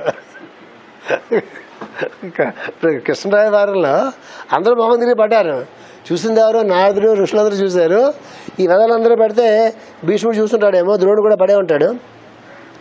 ఆ గుడి ఒకటి చూశాడు అండి. చూసి ఏమన్నాడు, ఇలా ఉండిపోతే కళ్ళు ఎక్కడ మళ్ళా పాండవులు పట్టుకొచ్చి రాజ్యం ఇవ్వాలని చెప్పి, నిన్ను చూసిన కళ్ళతో రాజ్యం నేను చూడలేను, నాకు మళ్ళీ కళ్ళు పోగొట్టం అన్నాడు. దొంగ మీద వాడు ఎందుకు తెలుసా, ఆడ కళ్ళు ఎట్టి పెడితే ఆడ కళ్ళని చూడాలి కదా. చూస్తే గుడివాద మంటదా, గుడివాద నువ్వు చూడలేదు, ఇప్పుడు కళ్ళు ఉన్నాయి కదా వదవా, చూస్తున్నావు కదా అన్యాయం జరుగుతుంది కదా పాండవులకి అంటే వాడికి ఎక్స్క్యూజ్ లేదు కదా. కళ్ళు లేకపోతే వాడు ఏమంటాడు, మాట్లాడితే నాకు కళ్ళు లేవు, నేనేం చూడలేకపోతున్నాను, అరే దుర్యోధన చెయ్యికి నేను తప్పు కదా అంటాడు. ఆ నోరుకు ముసుగు గుడివాదం అంటాడు వాడు. నేనేం చేయను నేను గుడ్డివాడిని చూడలేకపోతున్నాడు, వాడు ఎక్స్క్యూజ్ వాడికి అదే. అందుకే వాడు బతుకుంటుండే కానీ 100 మంది కొడుకులు అందరూ వాడు కౌరవ వంశం మొత్తం నాశనం అయిపోయింది. వాడికి అడిగాడు, అందరినీ పిలిచి అడిగాడు, ఏంటి ఈ అశుభాలు ఏంటి, ఈ శకునాలు ఏంటిదంతా ఏమవుతుందంటే అందరూ జాతకమే చూస్తుంటారు, ఏం చేశారో మొత్తం మీద అందరూ భీష్ముడు అందరూ చూసి ఏం చెప్పారు తెలుసా, వాడికి వెంటనే మేము చంపేయని చెప్పారు. ఎక్కడ ఇప్పుడు మనం ఏ సినిమాలో కూడా ఎప్పుడు వెళ్ళలేదు. ఎప్పుడు సినిమా తీస్తే బాగుంటుందో వెళ్ళాలి చూపించాడా ఈ చంపేమని అడుగుతాడు. ఎవడు చంపుతాడండి? వాడు చంపడు. వీడిని చంపకపోయావంటే కురువంశం మొత్తం నాశనం అయిపోతుంది వీడి వల్ల. వీడు చేస్తాడు ఎలాగో అవుతారు, ఎలాగ వీడు చేస్తాడు. కురువంశం మొత్తం నాశనం అయిపోతుంది వీడి మూలంగా. వీడు అక్కడ చంపేసాయి అందరూ బాగుతారు. నీ 100 మంది పిల్లలు బాగుతారు, అందరూ బాగుతారు, మొత్తం బాగుతారు. వాడు ఒప్పుకోవాలి. ఎవడు ఒప్పుకుంటాడు? ఎవడు ఒప్పుకోడు ప్రపంచం. వాడు తప్పడానికి లేదు, లేకలేక పుట్టాడు వాడు. అది నేను చెప్పేది. ఇప్పుడు ఏం చెప్తున్నా నేను మీకు? డిలీట్ చేయమంటావు అడిగితే కంప్యూటర్లో నుంచి మనం డిలీట్ కాకుండా ఒక 1 వీక్ పైకి చూద్దాం మనం, అప్పుడు డిలీట్ చేద్దామని నో అని పెడతాం. ఈ లోపల అది పెరిగిపోతుంది.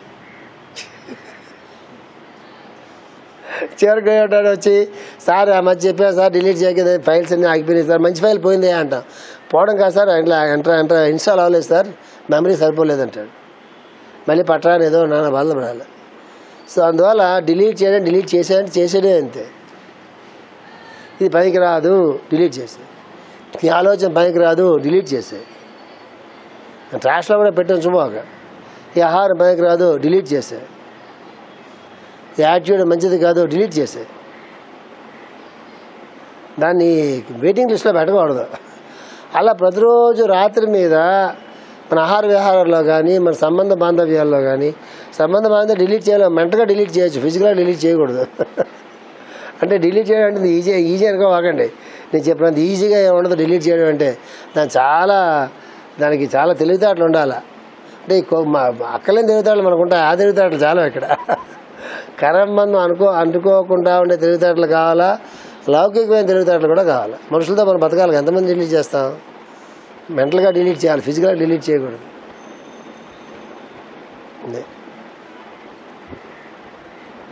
ఫిజికల్గా డిలీట్ చేయాల్సిన అకేషన్స్ జీవితంలో చాలా తక్కువ ఉంటాయి. మెంటల్గా డిలీట్ చేస్తున్నందువల్ల హాయి ఉంటుంది. అలా మెంటల్గా ఎవరితో డిలీట్ చేయాల్సిందే. వద్దంటాడుగా, సంబంధాలు ఎవరితో తక్కలేదు అంటాడుగా, ఏ సంబంధం నిలబడం అంటాడు కదా. అందుకే ఇప్పుడు ఆ పనిలో ఉన్నటువంటి వాడికి ఈ డిలీషన్, ఈ ప్రోగ్రామ్, ఈ చెత్త అంతా మనం చెప్పుకోకర్లే. వాడి దృష్టాంతం ఏమి ఉంటుంది? పని మీద ఉంటుంది. ఆ పని ఎవరిది? ఆ వాడిది.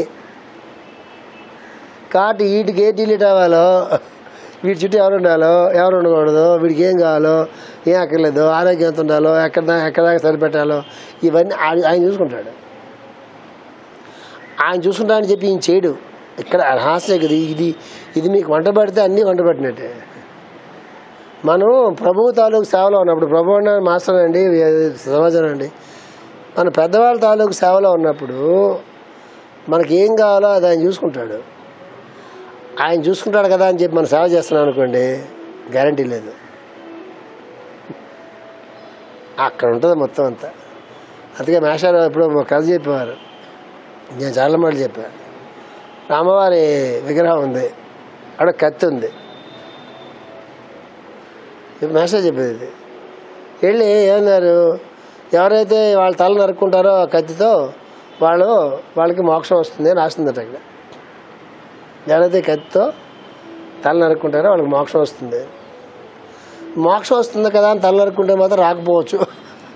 పక్కన రాళ్ళు ఉన్నాయంట, చాలామంది మోక్షం వస్తుంది కదా అని చెప్పి తల నరుక్కున్న వాళ్ళు చాలామంది మోక్షం రాకపోగా అది రాళ్ళు అయిపోయి అన్నారు అక్కడ. ఆ రాళ్ళు అనేవి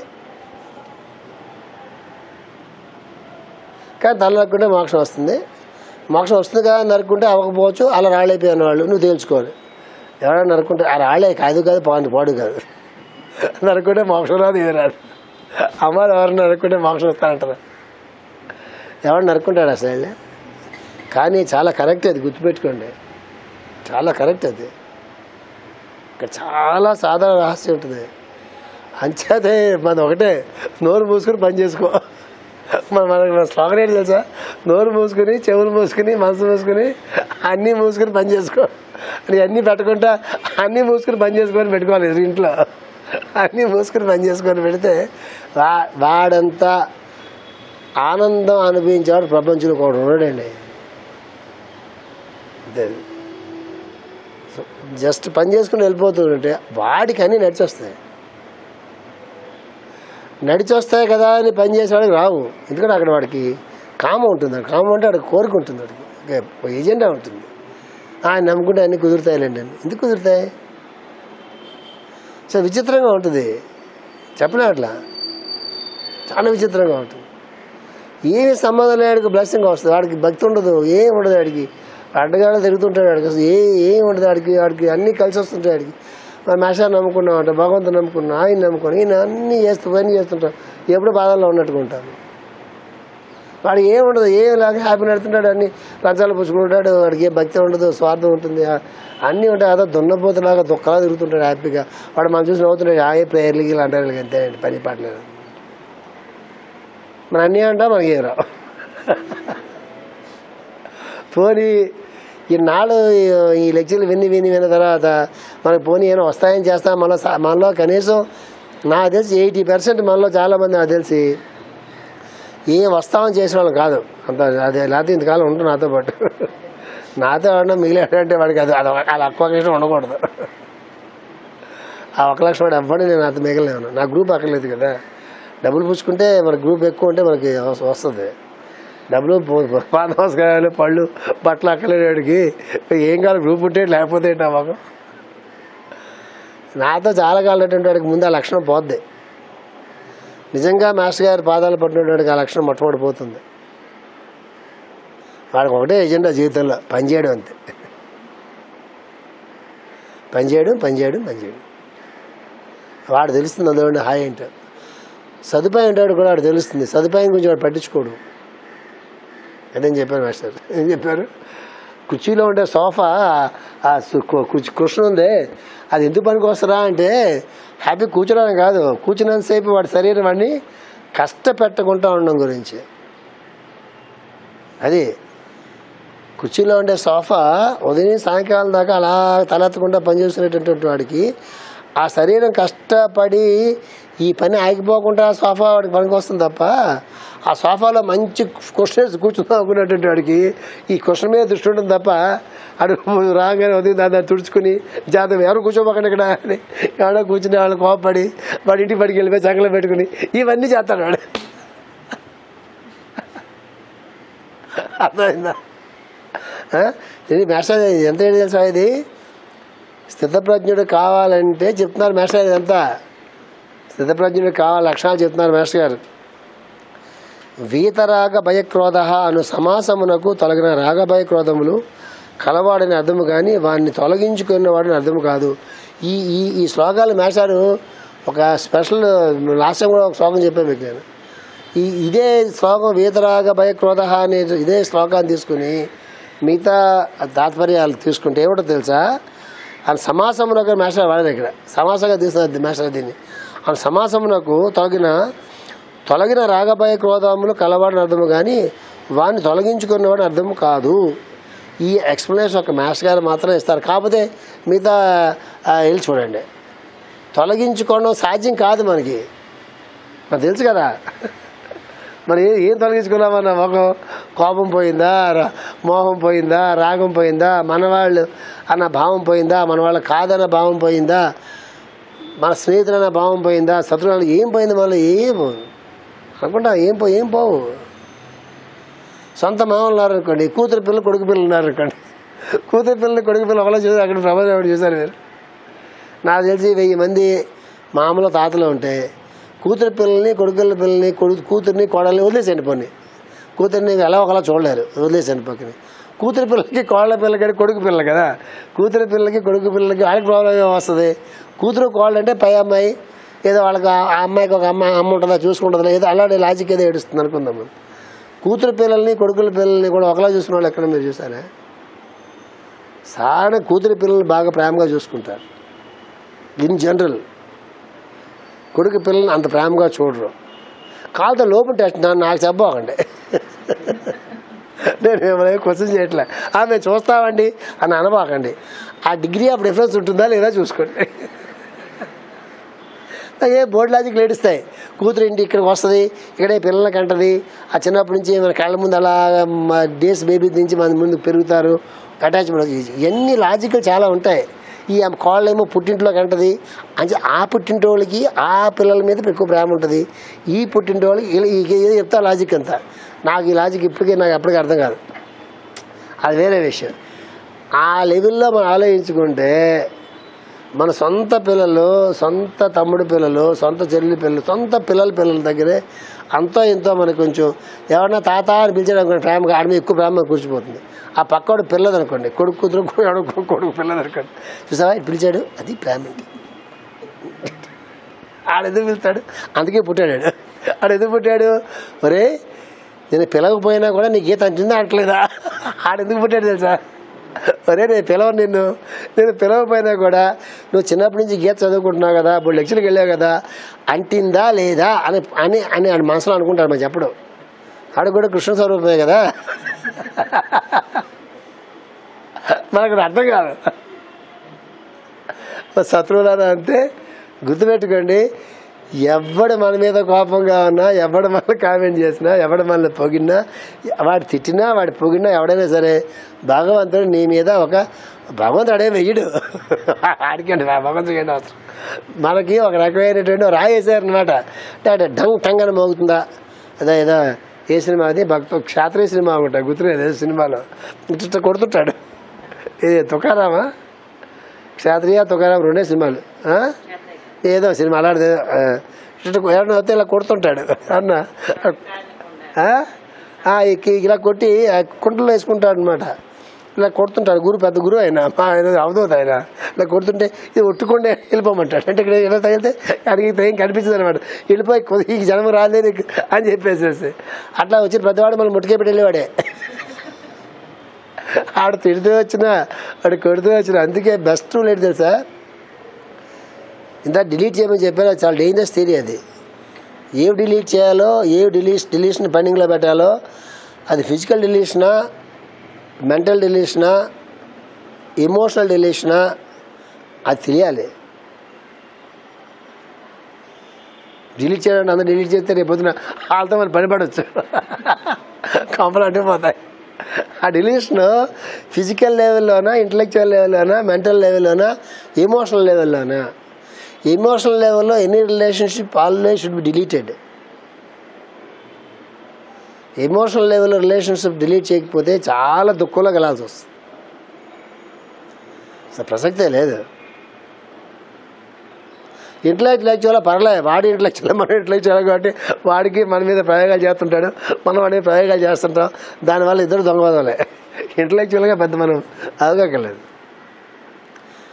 లైఫ్లో గుర్తుపెట్టుకోండి, ఎప్పుడు కూడా కమ్యూనికేషన్ కంటిన్యూ చేస్తుండాలి. Communication with the god, communication with I am, communication with self, communication with the masters, communication with the devas, communication with the fellow beings. ఎప్పుడు కంటిన్యూ చేస్తుంది. ముఖ్యంగా ఎవరికైతే మనతో పడదో, మనకి ఎవరంటే పడదో వాళ్ళతో కమ్యూనికేషన్ ఎప్పుడు కంటిన్యూ చేయాలి. It should be A rule. అక్కడ మనకి ఈగో పడకూడదు, అతడికి ఈగో ఉంటుంది, మనకి ఈగో ఉండకూడదు. ఎప్పుడు కూడా కమ్యూనికేషన్ బ్రేక్ చేయకూడదు. అలా అని చెప్పి రోజు ఎవరైనా పడకపోతే నేను పడలేకపోతే నేను వచ్చి మాట్లాడుతున్నాను చెప్పకూడదు. అయినా నువ్వు ఆడపోయి నేను మాట్లాడుతాను, నాకు ఈగో లేదు అని మళ్ళీ ఆడి పడుద్ది. నేను ఆడేవాడాడు తిరిగి నేను మాడమన్నాను అంటాడు. అది విత్ లవ్ చేయాలి, విత్ అఫెక్షన్ చేయాలి. చెప్పారా రాముడు, అప్పుడే అదే గుర్తుపెట్టుకోవాల్సింది.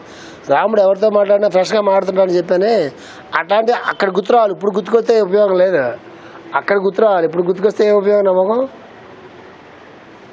సార్ వర్షం నాలుగు అయింది కదా, అయింది. రోజు ఈ టైంకి కురుస్తుంది. ఇప్పుడు చూద్దాం. అది ఎంచేత రాగభయ క్రోధములు కలవాడని అర్థము కానీ వాడిని తొలగించుకునేవాడని అర్థము కాదు. ఒక విధముగా అతడు వాని యందు మానసిక మౌనం అనుభవించును. అది మ్యాచ్ మంచివాడు ఉపయోగించారు. ఒక విధముగా అతడు వాని ఎందు మానసిక మౌనం అనుభవించను. మానసికంగా అదే నాన్నగారు చెప్పానే ఏది నాన్నగారు ఈ ఫాల్స్ ఏం చేయాలంటే ఫుడ్ పెట్టి మాయడమే అన్నారు కదా, అది మానసిక. మా మాస్టర్ చూడండి, నా పూర్వం చదివినప్పుడు నాకు ఈ వర్డ్ సజెస్ట్ కాల, నాన్నగారు చెప్పింది అది సజెస్ట్ అవుతుంది. మానసిక మౌనం అంటే అర్థం ఏంటి? కోపం వచ్చింది 1 2 3 లెక్కెట్టుకోమంటారు కదా, లెక్కెడతావేంటి కోపం వస్తే? కోపం లేదు కాబట్టి మనం చెప్తున్నాం. అప్పుడు అక్కడ కోపం లేనప్పుడే ప్రాక్టీస్ చేయాలి. 1 2 3 ఎప్పుడు ప్రాక్టీస్ చేయాలి? అలాగ మైండ్కి దాన్ని అభ్యాసం చేయాలి. బాధల్లో ఉన్నాడు భగవంతుడిని ప్రార్థిస్తే ఆ భగవంతుడి దానికి ఆ ప్రార్థన వెళ్ళదు అంటే లోపలంతా స్ట్రాంగ్గా అది కమ్యూనికేషన్ లేదు కదా ఆయనకి మనకి. ఆయనకి ఏమైనా కమ్యూనికేషన్ ఉంటే ఎప్పుడు ఒకటి ఆడదాకి వెళ్తున్నాం అనుకోండి. మనం ఎందుకు ఒకటి ఆడదాకి వెళ్తే ఎప్పుడు మనం ఎప్పుడు ఎమర్జెన్సీలో వెళ్తే మన పేషెంటే కదా అని చెప్పి బాబా ముందు చూస్తాడు వెళ్తాం కదా. భగవంతుడు అంతే, కమ్యూనికేషన్ మనం డెవలప్ చేయాలి. ఆయన ఎప్పుడు అక్కడే ఉంటాడు. తలుపులు వేసుకుంది మనం కదా, ఆయన కాదు కదా. తలుపులు తీయాల్సింది మనమే, ఆయన తలుపు తీయడు. తెర తీయరాదా అని అంటాడు కానీ ఆయన తెర తీయాలి కదా. మనం తలుపు ఆయన తీస్తాడు. ఆయన లోపు ఆయన అయితే లోపు పెట్టుకుంటాడు. ఆయన మనం పైన పెడతాం లేదు అక్కడ లోపల భగవంతుడు లోపు నుంచి గడేసుకుంటాడు రాముడు. మనం పైన పెడతాం గుళ్ళో, ఆయన లోపల పెట్టి మనం గడి పెడుతున్నాం. అది సింబాలిజమే. ప్రతిరోజు మనం ఏం చేస్తామంటే భగవంతుని గదిలో పెట్టి గడిపెట్టి తాళం వేస్తాం ఏమా, అదే మనం రోజు చేసి అనేది. భగవంతుడిని, పరమ గురువుల్ని, దేవతల్ని, సిద్ధుల్ని ఎవరైతే హ్యాపీగా అలా సంచారం చేస్తుంటారో వాళ్ళ గదిలో పెట్టి తాళం వేసి మనం మన పని మీద బిజీగా ఉంటాం కదా. అంటే అంతర్ముఖంగా గట్టిగా తాళం వేసి దానికి సీల్ కూడా వేసి మళ్ళీ దాన్ని ఓపెన్ చేయకుండా పై పనుల్లో మనం అక్కడ తలుపులను ఓపెన్ చేసి బార్లాగా ఆ విశాల ప్రపంచం అనుకుంటూ గేయాలు చదువుకుని వెళ్ళిపోతుంటాం. అంటే బాహ్య ప్రపంచంతో మనకున్న అనుబంధం అలాంటిది. అక్కడ ఏం చేస్తాం మనం? తాళం పెట్టి.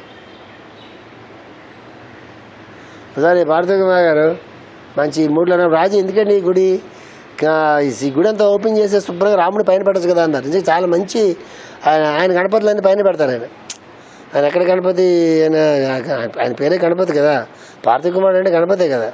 ఆయన చాలా చోట ఆయన గణపతి విగ్రహం కొనిచ్చే చాలా 2000 3000 చాలా 5000 10,000 పైన ఉంటుంది.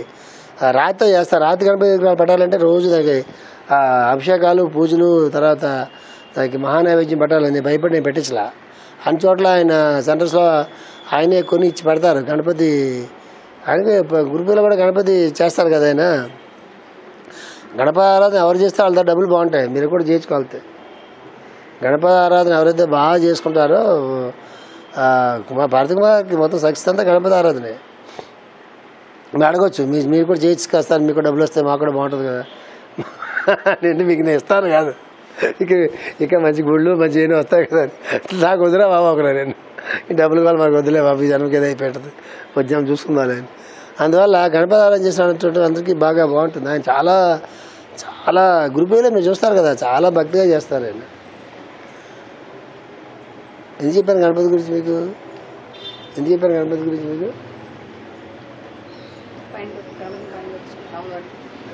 ఆయన గణపతి అన్నీ బయట పెడతారు. ఆయన పైన ఇలాగ కట్టి, ఇప్పుడు చూస్తే మీరు కుమార్ ఆఫీసులో చూస్తే పైన ఇలా కడతారు, మా గుడిలో పైన ఇలా కడతారు, స్ట్రక్చర్ కడతారు, ఓపెన్గా పెడతారు. రాజు ఎందుకండి గుడిలో పెట్టి తలిపేస్తారు రాముడిని శుభ్రంగా, పిల్లలందరూ నమస్కారం పెడతారు, ప్రతిరోజు వచ్చి పేరెంట్స్ వస్తారు, మీ అందరూ వస్తుంటారు కదా. సో ఓపెన్ చేసేది కదా, శుభ్రంగా ఓపెన్ చేసి మనం పెట్టినట్టుగా శుభ్రంగా ఇలా ఆలయలాగా ఇలా కట్టిస్తే మన షేప్లో. అది మీరు ఎప్పుడైనా హిందూ కాలేజీకి వెళ్తే వివేకానందకి పెట్టారు కదా అక్కడ హిందూ కాలేజీలో, ఆ ఉద్దేశం అది. అప్పుడు విశాఖపట్నం చూడకపోయినా అలా పెట్టచ్చు కదండి, అందరూ చూసుకెళ్తారు కదండి అన్నారు. సార్ విగ్రహాలు పడికెళ్ళిపోతారు భయం సార్ అన్న. పాల పడికెళ్ళిపోతామే, ఎవడ పడికెళ్ళిపోతాయండి, పడికెళ్ళిపోడు. మనం మెష్ పెట్టండి చుట్టూరా, ఓపెన్గా పెడితే బాగుంటుంది కదా, అందరూ నమస్కారం పెట్టుకుంటారు కదా, అదొక ఆలోచన. ఆయన మంది గదిలో పెట్టి తలిపేయాలా? ఆలయాలు వేస్తారు, వేరే విషయం అనుకోండి, మన మందిరం కదా. సో ఏదైనా మీరు చెప్పేది ఏంటంటే తాళం తీసుకోవాల్సిన మనం, ఆయన కాదు అని చెప్తున్నాను. వాడిని తొలగించుకున్న వాడని అర్థము కాదు. ఒక విధముగా అతడు వాని యందు మానసిక మౌనం అనుభవించును. మనస్సు బుద్ధి వైపు ఉన్ముఖమై అనుభూతి నిమగ్నమైన వలన ఈ రాగాదుల యందు మౌనం సిద్ధించును. ఇక్కడ మీరు ఒక మంచి పాయింట్ గుర్తుపెట్టుకోండి. గడిగడికి మనస్సు బుద్ధి యందు ఉన్ముఖమవడం అని చెప్పుకుంటాం. మాస్టర్ ఎప్పుడు అదే పదం వాడతారు. మనస్సు వెళ్ళి ఇంద్రియాలు మనస్సు బుద్ధిలోని, బుద్ధి తనకన్నా పైన ఉన్నటువంటి ఆత్మ పక్క ప్రయాణం చేయాలని చెప్పుకుంటాం. ఎట్లా అది క్లూ కావాలి కదా. అంచేత థింక్ బిఫోర్ యాక్ట్ అని మనకు ఒకటి ఉంటుంది. థింక్ బిఫోర్ యూ యాక్ట్ అని ఒకటి ఉంటుంది. అంటే ఏదైనా పనిచేసే ముందు, ఆర్ ఏదైనా మాట్లాడే ముందు, ఆర్ ఏదైనా నిర్ణయం చేసే ముందు, ఏం చేసినా కూడా దాని గురించి ముందు బాగా ఆలోచించిన తర్వాత చెయ్యి అని థింక్ బిఫోర్ యూ యాక్ట్ అనే రూల్ అది. ఇది గోల్డెన్ రూల్. ఇది అస్సలు లైఫ్లో ఫాలో అవ్వదు. నేనే ఇన్నిసార్లు చెప్పి నా లైఫ్లో అసలు నేను ఫాలో కాని ఆ రూలే. నేను first I will act and then I will think. నాకు మైండ్లోకి వచ్చిందంటే నేను చేస్తాను. నేను చేసినవన్నీ మైండ్లోకి వస్తే వచ్చిన క్షణంలో మొదలెట్టిన పనులే. ఆ రోజుల్లో అయితే నేను మూతాలు కూడా చూసేవాడిని కాదు. నా మైండ్లోకి వచ్చిందే మంచి ముహూర్తం అంతే. హోరా చూసేవాడిని, కొట్టుకున్న కొబ్బరికాయని. నేను మూతాలు చూసి మంచి రోజులు చూసి అందరితో మాట్లాడితే ఈ బిల్డింగ్స్ వచ్చి ఉండే కాదు. అక్కడే బ్రేకులు పడిపోయాయి. మీరు అడగవచ్చు ఏంటండి కాంట్రాక్ట్స్ ఏంటండి, మరి మాకు చెప్తున్నారు మరి మీరు ఫాలో అవ్వలేదు కదా అంటున్నారంటే అది వేరు, నేను చెప్పేది వేరు. ఎప్పుడు ఎవరైనా సరే కార్తీక్ కుమార్ గారు నాకు జస్ట్ ఆపోజిట్. ఆయన ఏదైనా పని చేయాలంటే ఆయన చాలా ఆలోచించి దాని తాలూకు ఫైనాన్షియల్ కమిట్మెంట్ అంతా, దాని ఫ్యూచర్ ఏంటి అవన్నీ ఆలోచించి ఎక్కడ పకడ్బందీగా ప్లాన్ చేసి ఆయన అప్పుడు ఆ పని మొదలెడతారు. అసలు నేను చేసే పనికి ప్లానే ఉండదు. Two different opposite. మరి ఆయన పనులు ఆయన బాగా చేసుకున్నారు, మన స్థాయిలో మన పనులు మనం బాగా చేసుకున్నాం. అవి డిఫరెంట్. మనస్సు బుద్ధి పక్క వెళ్ళబట్టి ఏంటి తెలుసా, మనస్సు ఎప్పుడూ కూడా ఏది సదుపాయంగా ఉంటుందో, ఏది కాలక్షేపానికి బాగుంటుందో, తాత్కాలికంగా ఏది బాగా కనిపిస్తుందో, ఏ తాత్కాలిక ఉపశమనం కలిగిస్తుందో, ఏది మనకు నచ్చుతుందో, లైక్స్ డిజ్లైక్స్తో కూడి ఉంటుంది మనసు. ఎప్పుడు కూడా రాగద్వేషాలకు మనసు ఎప్పుడు అతీతంగా ఉండదు. కంపారిజన్స్, నచ్చడం నచ్చకపోవడం రెండు ఉంటాయి మనసుకి ఎప్పుడు కూడా. గుర్తుపెట్టుకో. ఈ డివిజన్ చూసారా, 2 చూసారా, కంపారిజన్ చూసారా, అది మనసుకు ఉంటుంది. సో మనం ఏం చేస్తాం, మనకి ఏది బాగుందో, ఏది కొంచెం మనకి నజరగా అనిపిస్తుందో, ఏది మనకి బాగుంది అనిపిస్తుందో, ఏది మనకు నచ్చుతుందో, ఏది ఎప్పటి నుంచో మనం అనుకుంటున్నామో, అమ్మయ్య వినాలు దొరికిందిరా, ఇట్లాంటి బ్యాక్గ్రౌండ్లో మనసు నిర్ణయాలు తీసుకుంటుంది తప్ప ఇది ఉపయోగపడుతుందా ఉపయోగపడదా, ఈ ఉన్న బెనిఫిట్ ఇది తాత్కాలికమా శాశ్వతమా, ఇవేవి కూడా మనసు అంత డీప్గా ఆలోచించి మన నిర్ణయాలు చెయ్యం. మామూలుగా మన ఇష్టాల మీద, మన రాగద్వేషాల మీద నిర్ణయాలు చేస్తాం.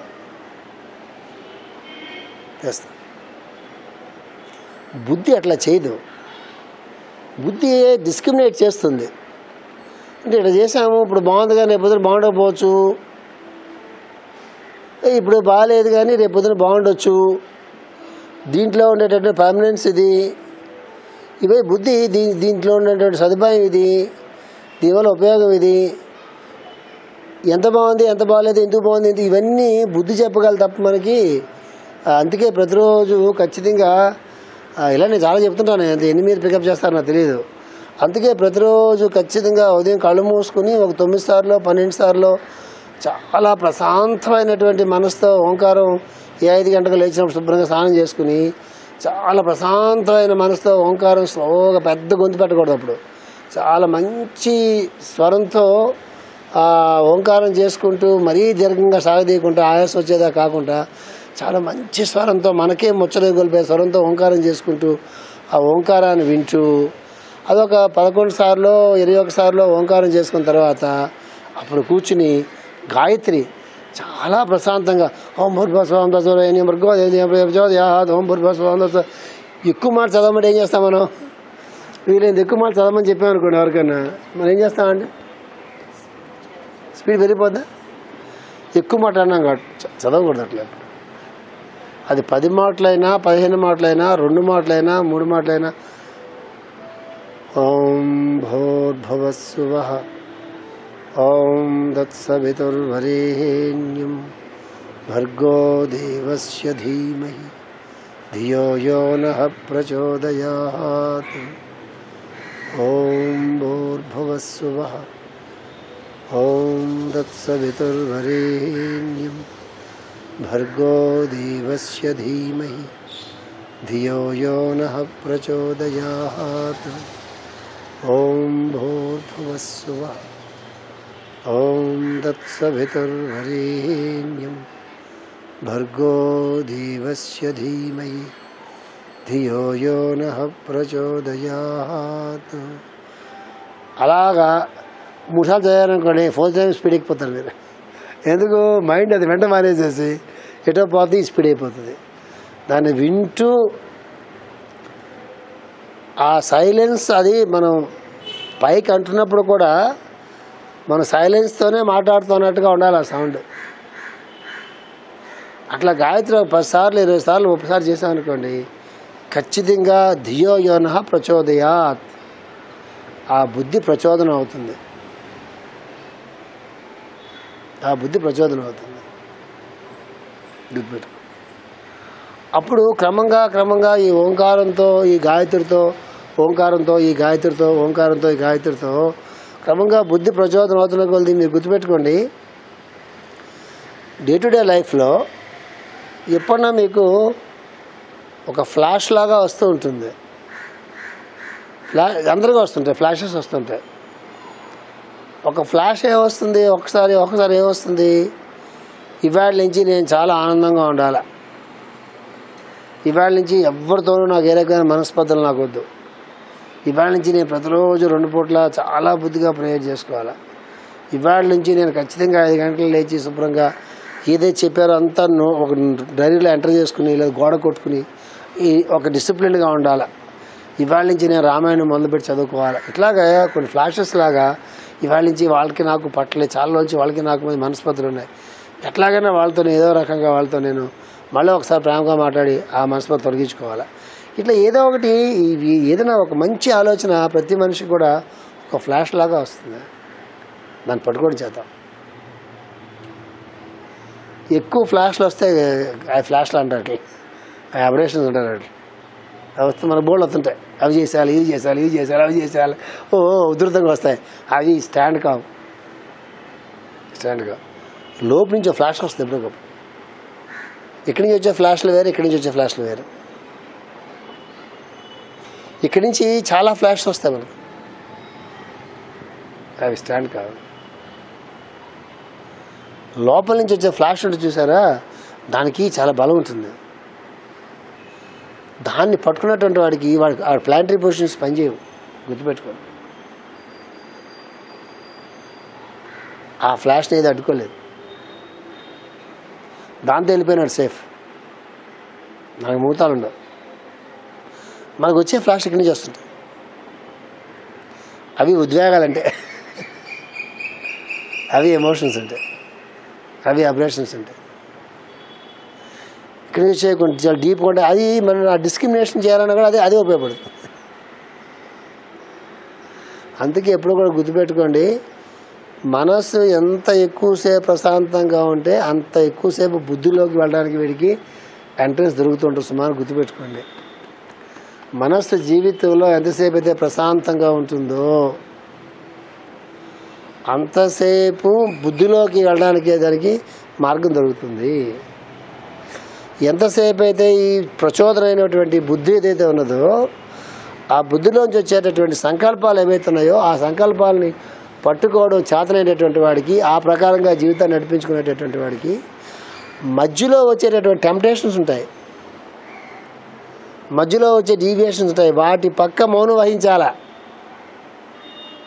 అదే మానసికంగా కూడా మౌనం వహించాలా. మన హ్యాపీగా వెళ్ళిపోతుంటే రోడ్డు అంతా మనం మంచి కొత్తగా కారు కొనుక్కున్నాం అనుకోండి, కాస్ట్లీ కారు కొంటే రోడ్డు మీద గతుకులు ఉన్నాయండి. ఇక్కడి నుంచి ఫ్లాష్ వచ్చింది లోపు నుంచి మనకి, మరి లోపు నుంచి ఫ్లాష్ రాగానే ప్రపంచం అంతా మన కోసం మారిపోయి పూలబాట పరుస్తారేంటి? అన్నారు కదా, అది కూడా మనకు తెలియాలి. లోపు నుంచి ఒక ఫ్లాష్ వచ్చిందండి, అది నాకు సంబంధించింది. అది మీరు అందరూ అది యాక్సెప్ట్ చేయాలి. లోలు ఏమైనా ఉందా? సమాజం యాక్సెప్ట్ చేయాలి. లోలు ఏమైనా ఉందా? ప్రపంచం అంతా మారిపోతుంది. నా గురించి రాజాగారు వస్తారు, ఆయనలో ఒక సంకల్పం మహాసంకల్పం పుట్టిందిరా అని చెప్పి ప్రపంచం అంతటా పూల పాని పరుస్తారంటే ఇలా ఉండదు.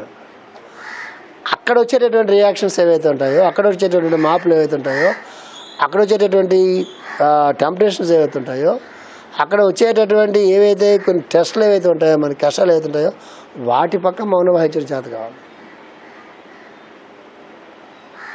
అది మనకు ఆయనే ఇవ్వాలి. మన మొహం మనం ఏం చేయగలుగుతాం?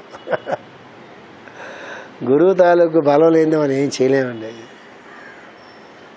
గురువు అనుగ్రహం లేనిదే ప్రపంచంలో ఎప్పుడు ఏం చేయలేడు. భగవంతుడి కోసం, భగవంతుడి పక్క దారి చూపించాలన్నా కూడా ఆయనే చూపించాలి. దేవతల పక్క దారి చూపించాలన్నా కూడా ఆయనే చూపించాలి. ఆయన పక్క దారి చూపించాలి కూడా ఎవరు చూపించాలా? ఆయనే చూపించాలి. ఇప్పుడు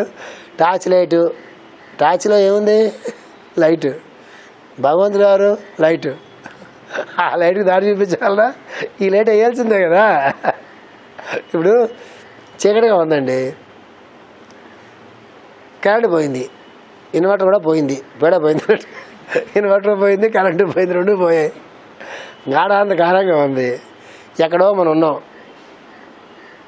ఓంకారానికి బదులు వేరే కారాలు నింపితే ఎక్కడున్నారు, ఏం చేశారు? అప్పుడు నేను చెప్తున్నాను, అప్పటికి క్యాండిల్ పెట్టలేదు, టార్చ్ లైట్ బ్యాటరీలు చెప్తున్నా బ్యాటరీలు వేయించమని.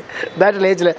అక్కడి నుంచి ఎవరెవరిలో ఏ కేసుల్లో ఆ కరెంటు పై వచ్చే 5 నిమిషాల్లో ఎవరు ఏం చెప్తే ఎవరు ఏం చేయలేదు తనుకుని పడి, అప్పుడు నేను తేలేదు బ్యాటరీలు, నీకేం చెప్పాను? ఆ క్యాండిల్ వంటగల్లో కదా ఇక్కడ పెట్టమని చెప్పారా? ఇట్లా మనలో ఇప్పుడు ఎవరికొన్ని ఇన్వర్టర్లు ఉన్నాయి, ఇన్వర్టర్లో రోజులు చెప్తున్నా. మరి ఏం చేస్తాం? అప్పుడు చేతిలో సెల్ ఏడ్చింది కదా, ఆ సెల్లకి ఏమో టార్చ్ ఉంటుంది, ఒకవేళ ఉంటే ఒకవేళ అగ్గిపేట దొరికింది. అదేంటి? టార్చ్లోంచి ఈ సెల్లోంచి వచ్చేదైనా అగ్గిపేట వెలిగించిన ఏంటది? లైటేగా. ఆ లైట్తోనే కదా ఆ స్విచ్ వేస్తామను. ఈ లైట్ లేనిదే ఆ లైట్ వెలగదండి, వేయలేమండి కదా. లేదండి మా ఇంట్లో ఏం లేవండి ఆయన స్విచ్ చేశానండి. ఎట్లా చేస్తాను నువ్వు? కదా నీ కంటికి రోజు కంటికి కనిపించేది, రోజు స్విచ్ బోర్డు నీ కంటికి కనిపిస్తుంది, అది లైటేగా. అది ఇప్పుడు కళ్ళు మూసుకు చీకట్లో కూడా అదే లైట్తో వెళ్ళావు నువ్వు. ఏ లైట్తో వెళ్ళావు చీకట్లో? మెమరీ నీకు ఉంది కదా, ఎక్కడుందో అలాగా ఒకటో స్తంభం, రెండో స్తంభం, మూడో స్తంభం, ఇక స్విచ్ లాగా 1 2 3 అని నొక్కుతాడు కదా మొత్తం మీద. ఇది అలాగే ఏదో వెలుగుతుంది కదా చెప్పి నొక్కుతాడు కదా. ఏ లైటు? అదే గురువు అంటే. గురువు అనేటటువంటి లైట్ వెలుగులేందే ఒక గడుగు కూడా మనం ముందుకు వెళ్ళాం. ఎందుకు శ్రీకృష్ణుడు పరిపూర్ణ అవతారం అంటే, ఆయన కేవలం వేరే రామావతారంలో లాగో, లేకపోతే మరొక బుద్ధావతారంలో లాగో, లేకపోతే ఇంకొక అవతారంలో లాగో, లేకపోతే మత్స్యావతారంలో కల్కి అవతారంలో లాగో, కల్కి అవతారం కాదు కూర్మావతారంలో అట్లాగా ఒక ఏదో కార్యక్రమం చేసుకుని వెళ్ళిపోవడం చేయలే ఆయన. ఆయన కత్తి బాణం, కత్తి డాలు గద అమ్ములు అన్ని పట్టు చేతితోనే ఏం పట్టినాడు? చివరికైనా ఫ్లూట్ పట్టుకున్నాడు ఆయన. ఏ అవతారంలో ఫ్లూట్ ఉండదు. ఫ్లూట్ పట్టిన చేతితోనే ఇది కూడా పట్టింది. ఉపదేశం కూడా చేశారు ఆయన, గీతోపదేశం. అంటే భగవంతుడు స్వయంగా చేసినటువంటి ఉపదేశం భగవద్గీత ఆయనే చేశాడు. ఆ తర్వాత మిగతా గురువులందరూ కూడా, మిగతా వాళ్ళందరూ కూడా అవతారం పొందుతున్నారు. బుద్ధుడు కూడా మన వాళ్ళు పెట్టారు. తర్వాత అవతారాలు ఎవరైనా బుద్ధుడు కూడా అవతారంగా మన వాళ్ళు తీసుకున్నారు, అది వేరే విషయం, అది పక్కన పెట్టండి. అవతారంగా దిగి వచ్చినటువంటి వాడు జగద్గురు అయ్యాడు భగవద్గీతలో. ఎందుకంటే ఇవన్నీ చెప్పినందువల్ల. అందుకే ఎప్పుడు మొట్టమొదటి గురు బ్రహ్మ, గురు విష్ణు, గురుదేవ మహేశ్వర, గురు సాక్షాత్ పరబ్రహ్మ. గురువుని ప్రార్థన చేయడంలో అర్థమేంటి తెలుసా? ఎవరు ఏ గురు పరంపరకి చెంది ఉంటారో ఆ గురువు తాలూకు ఆదేశాలు మూలసూత్రాలు కొన్ని ఉంటాయి. అవి ఖచ్చితంగా వాటిని ఫాలో అవ్వాలి. ఒక గురువు. మనం ఎందుకు మహా దగ్గరికి వెళ్ళాము, మిగతా అందరూ ఎందుకు రాలేదు మాస్టర్ దగ్గరికి? మిగతా అందరూ సత్యబాబు దగ్గర ఎందుకు వెళ్ళారు? అందరూ సత్యబాబు దగ్గర ఎందుకు వెళ్ళిపోలా? సిద్ధిబాబు దగ్గర ఎందుకు వెళ్ళారు? అందరూ సిద్ధిబాబు దగ్గర ఎందుకు పోలా? జేహెచ్ దగ్గర ఎందుకు పోయారు? రావణ మాస్టర్ ఎందుకు పోయారు? ఏ జీవి ఆ జీవ లక్షణాన్ని బట్టి, ఏ జీవి ఆ జీవ లక్షణాన్ని బట్టి ఏ వెలుగు దగ్గరికి చేరితే ఆ వెలుగు ఈ వెలుగును వెలిగిస్తుందో అక్కడ పోతారు. పోయేళ్ళందరూ అందుకు పోరు. పోయేళ్ళందరూ మామూలుగా ఒక రకమైనటువంటి ఆ బంధం, కర్మబంధం, ఆత్మబంధం దాంతో పోతారు. కానీ కొంతమందికి మాత్రమే ఆ వెలుగు చేత ఈ వెలుగు వెలిగించబడేటటువంటి అవకాశం కొంతమందికి మాత్రమే వస్తుంది. అందరికీ రాదు. ఆ కొంతమందికి అది వెలిగించబడుతుంది. దానికి కూడా ఆ వెలుగు సహాయపడితేనే ఈ వెలుగు వెలుగుతుంది. అది నువ్వే వెలిగించుకోరా బాబు అని మన బతకంగా కూర్చోవడం కాదు. మన సాధన మనం చేసుకుంటాడు. మన తలుపులు తీస్తే ఆయన వస్తాడు, బయట లోపల నుంచి బయటకు వస్తాడు. తలుపులు తీయకపోతే ఎలా వస్తాడు? ఇక్కడ తలుపులు తీస్తే రాముడు కనిపిస్తాడు. తలుపు వేసి కూర్చొని పాలన చెప్పుకుంటాం అక్కడ. ఇక్కడ రాముడే కనిపిస్తాడు అక్కడ లోపల. తలుపులు తీస్తే ఆయన వస్తాడు. ఆయన కోసం తలుపులు తీస్తే ఆయన వస్తాడు. ఇంకెవరి కోసం తలుపులు తీస్తే ఆయన రాడు. ఎలా ఉంటుంది ఎగ్జాంపుల్? ఎలా ఉంటుంది చెప్పమంటారా? ఇంటి కోసం ఎవరో వస్తారని చెప్పి మనం బాగా తెలిసిన వాళ్ళు, కావాల్సిన వాళ్ళు, ప్రేమ పాత్రలు వస్తారని చెప్పి అన్నీ చేసి పెట్టి కూర్చున్నాం అనుకోండి. సర్దుకుని బాగా అన్ని గుమగుమలాడి చేసుకుంటున్నాం అనుకోండి. ఎవరైతే మన పడదాళ్ళు వచ్చారనుకోండి, ఆకన్నా ముందు చాలా పెట్టకుండా వచ్చారనుకోండి, అల్లుడు కూతురు తరపులు కాకుండా కోడల తరపులు వచ్చారనుకోండి, వాళ్ళ అమ్మ నాన్న వాళ్ళ చెల్లి తమ్ముడు వచ్చారనుకోండి. వస్తే ఏంటి అక్కయ్య గారు గొంగుమలు ఆడుతున్నాయి, పెడతారా మారుతారా? సోమాలు సత్తారు, బాగా సద్దెట్టి పెడతారు. వాడు కూర్చుని గదరగోళం చేస్తారు. వాళ్ళు వస్తుంటారు, వీళ్ళు ఎవరు అవి పెడితే వాళ్ళకి ఏముంటుందో తెలియదు. మనం చేసింది వాళ్ళ గురించి. ఇలాంటివన్నీ శ్రీకృష్ణుడే పెడుతుంటాడు. శివుడు ఆడు పెట్టడం లాంటివన్నీ ఇలాంటి పరీక్షలు. అందుకే శ్రీకృష్ణుని దండం పెట్టేప్పుడు ఇటు ప్రిపేర్ అయ్యి పెట్టాలి. ఆయన పెద్ద బేసికోరు ఆయన. అర్థమవుతుందా? వీళ్ళందరూ మొత్తం దోషం వెళ్ళిపోతారు. వాళ్ళు కింద కుయ్యి అంటారు కారు. వీళ్ళు పోను వాళ్ళు కుయ్యమంటారు. వాళ్ళు వీళ్ళు కూర్చోబెట్టడానికి మనకి ఇష్టం ఉండదు. అట్లా ఉండదు వరిస్తే. అందుకు తలుపులు ఆయనకే తీయాలి. తలుపులైనా ఎవరు తీయాలి? భగవంతుడిగా. ఇది ఎప్పుడు ఓపెన్ చేసి పెట్టుకోవాలి. ఇది గుర్తుపెట్టుకోండి. ఈ పార్ట్ రెండు చాలా గొప్పవి. నేను ఎప్పుడు నా మాస్టర్ శ్రీ గారు ఆ రోజు నాకు ఓపెన్ కాలే. ఇది నా సెల్ ఓపెన్ కాక నేను ఆపేశాను. ఆగస్టు 4 నాడు. అందులో మాస్టర్ గారు శ్రీ గారు ఒక రూల్ చెప్తారు ప్రేయర్ చేసేటప్పుడు. ప్రేయర్ ఒకసారి నేను మీకు మహాభారతంలో సరస్సు వచ్చింది. ఆ రోజు శుక మహర్షి వెళ్ళిపోతున్నప్పుడు ఆ వాడు మర్చిపోయి సరస్సు ఇవ్వమని చెప్తే ఏం చెప్పింది? ఆ ఆత్మ సంగమం అని చెప్పింది మొత్తం వాడు. ఇన్నిసార్లు నేను మర్చిపోతున్నా. అది శుకుడు ఉత్తమ లోకాలకు వెళ్ళిపోతున్నప్పుడు వ్యాసుడు వదిలిపెట్టి వెళ్ళిపోతున్నప్పుడు అక్కడ వాడే వాడతాడు వేదవ్యాసుడు. ఆత్మసంగమం అనేవాడు. ఆత్మసంగమేనా? ఆత్మసంగమం చెంది శరీర అవయములతో ఆత్మసంగమం చెంది అని వాడతాడు. ఇది శరీర అవయములతో ఆత్మసంగమం చెంది ఆత్మధారణ. కరెక్ట్. శరీర అవయములతో ఆత్మధారణ చెంది అంటే మేషాడు మధ్యలోపు నేర్పించారు. ఒక ధ్యాన ప్రక్రియ నేర్పించారు. ఇది చాలా మంది నేను క్లాసులో చెప్పాను. అది ఇదని తెలియదు అని కూడా చెప్పారు నేను మీకు. మొట్టమొదటిలో మనం ఇనీషియల్ డేస్లో మనం యోగా క్లాస్ పెట్టిన రోజుల్లో అప్పుడు ఆత్మధారణ శరీరాంగాలు తడ చేయాలని నేను చెప్పాను. నాకు ఆత్మధారణ సంగతి నాకు తెలియదు. అది మాస్టర్ ఏదో ఒక ప్రొసీజర్ చెప్పారు. చెప్తే నేను దానికి ఇది ఇంగ్లీష్లో ఆత్మధారణ సంగతి నాకు తెలియదు. అది నేను ఇంగ్లీష్లో దానికి మాస్టర్ దానికి పేరేం పెట్టలా. నేనేమో నాకు ఏదో ఒక వేరే ఇంగ్లీష్ పేరు పెట్టాను. ప్రపంచంలో ఏ కంట్రీస్కి వెళ్ళినా నేను మొట్టమొదటి చెప్తాను. అది ఎవరు చేయరు. అది ఎందుకది పడుకునే ముందు చేయాలా. ఆ చేయడానికి మినిమం ఒక 20 మినిట్స్ పడుతుంది. ఈజీగా 20-30 మినిట్స్ పడుతుంది. ఆ 20-30 మినిట్స్ ఆ ధారణ చేసి పడుకునేటటువంటి వాడు యోగధరలోకి వెళ్ళిపోతాడు. కొంతకాలం అదే ధారణ చేసినటువంటి శరీరం వదిలిపెట్టే పరిస్థితి వచ్చినప్పుడు అదే ధారణతో శరీరం వదిలిపెట్టి వెళ్ళిపోతాడు. అది మొట్టమొదటి ఇనిషియల్ డేస్ నా మాస్టర్ చెప్పారు. నేను నా చిన్నప్పుడు క్లాసులు పెట్టినప్పుడు నేను ఇక్కడ చాలా మట్లు అన్ని చోట్ల చెప్పాను. అందరిని అడిగితే ఎవరిని చేస్తారా అని అడిగితే ఎవ్వరూ చేయరు. ఈజీ ప్రొసీజర్ అది. అందుకు మాస్టర్ శ్రీ గారు చాలా ఆశ్చర్యం వేసింది. దాంట్లో ఆయన ఇన్స్ట్రక్షన్స్లో ఆయన శరీరంలో కొన్ని భాగాలు చెప్పారు. ఇప్పుడు నాకు చదివి వినిపిస్తాను మీకు. నేను చెప్పినట్టు ఉంటుంది మీకు. ఆ నోట్స్ చదివి వినిపిస్తే మీకు బాగా లోపుకి ఎక్కుతుంది. ఆయన చాలా విచిత్రంగా చెప్పారని నాకు ఆశ్చర్యం వేసింది. ఆ రోజు నాకు ఇబ్బంది పడ్డాను నేను సెల్ ఓపెన్ చేయడానికి. ప్రేయర్ చేసేటప్పుడు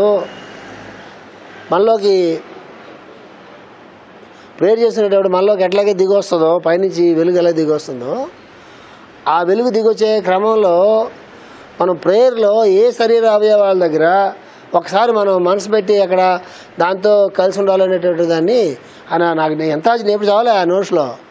అది సడన్గా నాకు ఆ నోట్స్లో దొరికింది.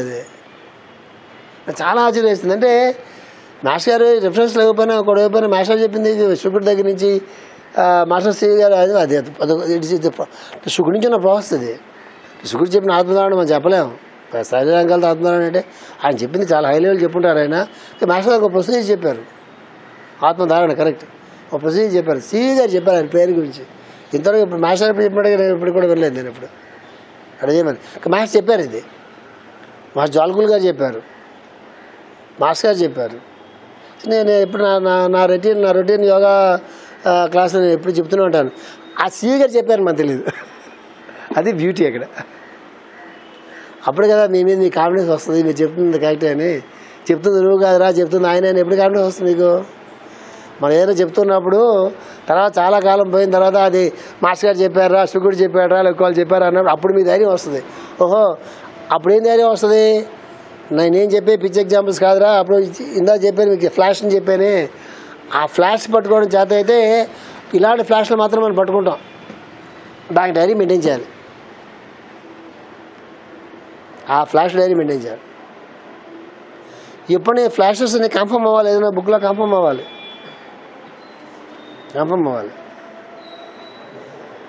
ఎస్టాబ్లిష్ అయిపోతాం. ఇలా దీంట్లో ఎంత అద్భుతమైన ప్రక్రియ ఉంటుంది తెలుసా? ఇది చాలా అద్భుతమైన యోగ ప్రక్రియ. ఇది ఏదో ఒక ఫ్లాష్ మీ మైండ్లోకి వచ్చి అది మీరు అక్కడ రాసి పెట్టుకుని ఆ ఫ్లాష్తో మీ జీవితం గడుస్తున్నప్పుడు ఎప్పుడైనా ఏ భగవద్గీతో లేదా రామాయణమో భారతమో లేదా వేదవ్యాసుడో లేదా సుకుమహర్షో లేదా పరాశర మహర్షో లేదా మైత్రేయ మహర్షో లేదా మాస్టర్ గారు సివి గారు ఎవరైనా వాళ్ళ పుస్తకాలు గ్రంథాలు అంటాం కదా, సద్గ్రంథ పట్టణం అంటాం కదా, ఆ గ్రంథాలు రికార్డ్ అయినప్పుడు ఆ రికార్డ్ అయిన సంగతి మనం తెలియకుండా అది మన సొంత ఆలోచనగా సొంత ఫ్లాష్గా అనుకుని మనం దాన్ని సాధన చేసుకుంటున్నప్పుడు ఇది అక్కడదా అని తెలిసినప్పుడు ఎంత వస్తుంది కాదు. అసలు నమ్మకం పోద్దా? అసలు మీ జీవితంలో ఎవరైనా చెరిపేయగలండి దాన్ని? ఎవరు దాన్ని చెరపలేరు. అది గాయత్రి లోకం ఉంటుంది. అది గాయత్రి లోకం అంటే. గాయత్రి ఎవరు? సూర్య భగవానుడికి కూతురు. ఆయనకి 3 కూతుర్లు, గాయత్రి, సరస్వతి, సావిత్రి.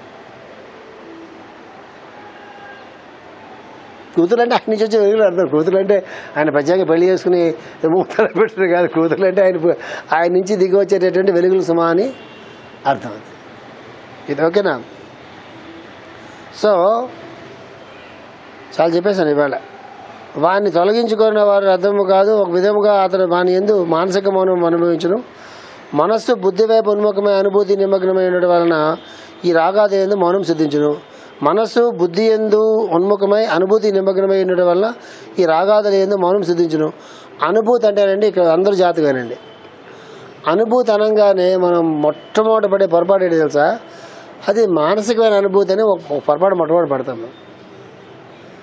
ఈ అనుభూతి మానసికం అనేటటువంటి పొరపాటు పెడితే పడతామో భౌతిక ప్రపంచంలో అనుభూతి అనేటటువంటిది కాన్సెప్ట్ మనకు పోత పూర్తిగా. భౌతిక ప్రపంచంలో అనుభూతి అని ఎవడని అనుకున్నట్లయితే వాడికి మానసిక రక్షణ అనుభూతి ఉంటుందని సంగతి వాడు తెలియదు. వీడు అది మిస్ అవుతాడు, వాడు ఇది మిస్ అవుతాడు. అనుభూతి అంటే ఏంటి? ప్లెజర్. అది ప్లెజర్ పాయింట్, అది హ్యాపీనెస్ పాయింట్. అది it is unconditional. Master municipal చెప్తారు. దానికి సంతృష్టి కారణం ఉండదు. సంతృష్టి స్థితి మనం చెందినప్పుడు జీవితంలో దానికి కారణం ఉంటే అది తర్వాత మళ్ళీ ఏమవుతుంది? అది దుఃఖంలోకి తీసుకెళ్ళిపోతుంది. సంతృష్టికి కారణం ఉండకూడదు. అకారణముగా నిష్కారణముగా హరిభజన చేయొచ్చుందని చెప్తారు చూసారా? ఆ సంతృష్టి అనేది ఎప్పుడు కూడా ఎవరి కంటెంట్మెంట్, అది ఎప్పుడు కూడా ఆనందంగా ఉండటం అనేటటువంటిది. మరి బాధల్లో ఉన్నప్పుడు కూడా అంతే. బాధల్లో ఉంటే ఆ బాధ నుంచి పైకి రాలేవు. వచ్చేవానైనా అనుకున్నాను వస్తావను, ఎవరిని? ఆ బాధని. వచ్చేవానైనా రారా, వచ్చావని అనుకోలేదు, నేనేమో వెయిట్ చేస్తున్నా రా, నా తెలియదు వస్తావని. అంటే నేను ఎక్కడ చదివానండి, ఎక్కడ చదివాను? భారతంలో చదివినట్టున్నాను. భారతంలో చదివా. వాడు మృత్యువుకి అతీతంగా ఎలా వెళ్తాడు అంటే వాడు స్నేహాన్ని ఎలా డెవలప్ చేస్తాడంటే భారతంలో చెప్తాడు. వాడు ఏదో కథలో చెప్తాడు.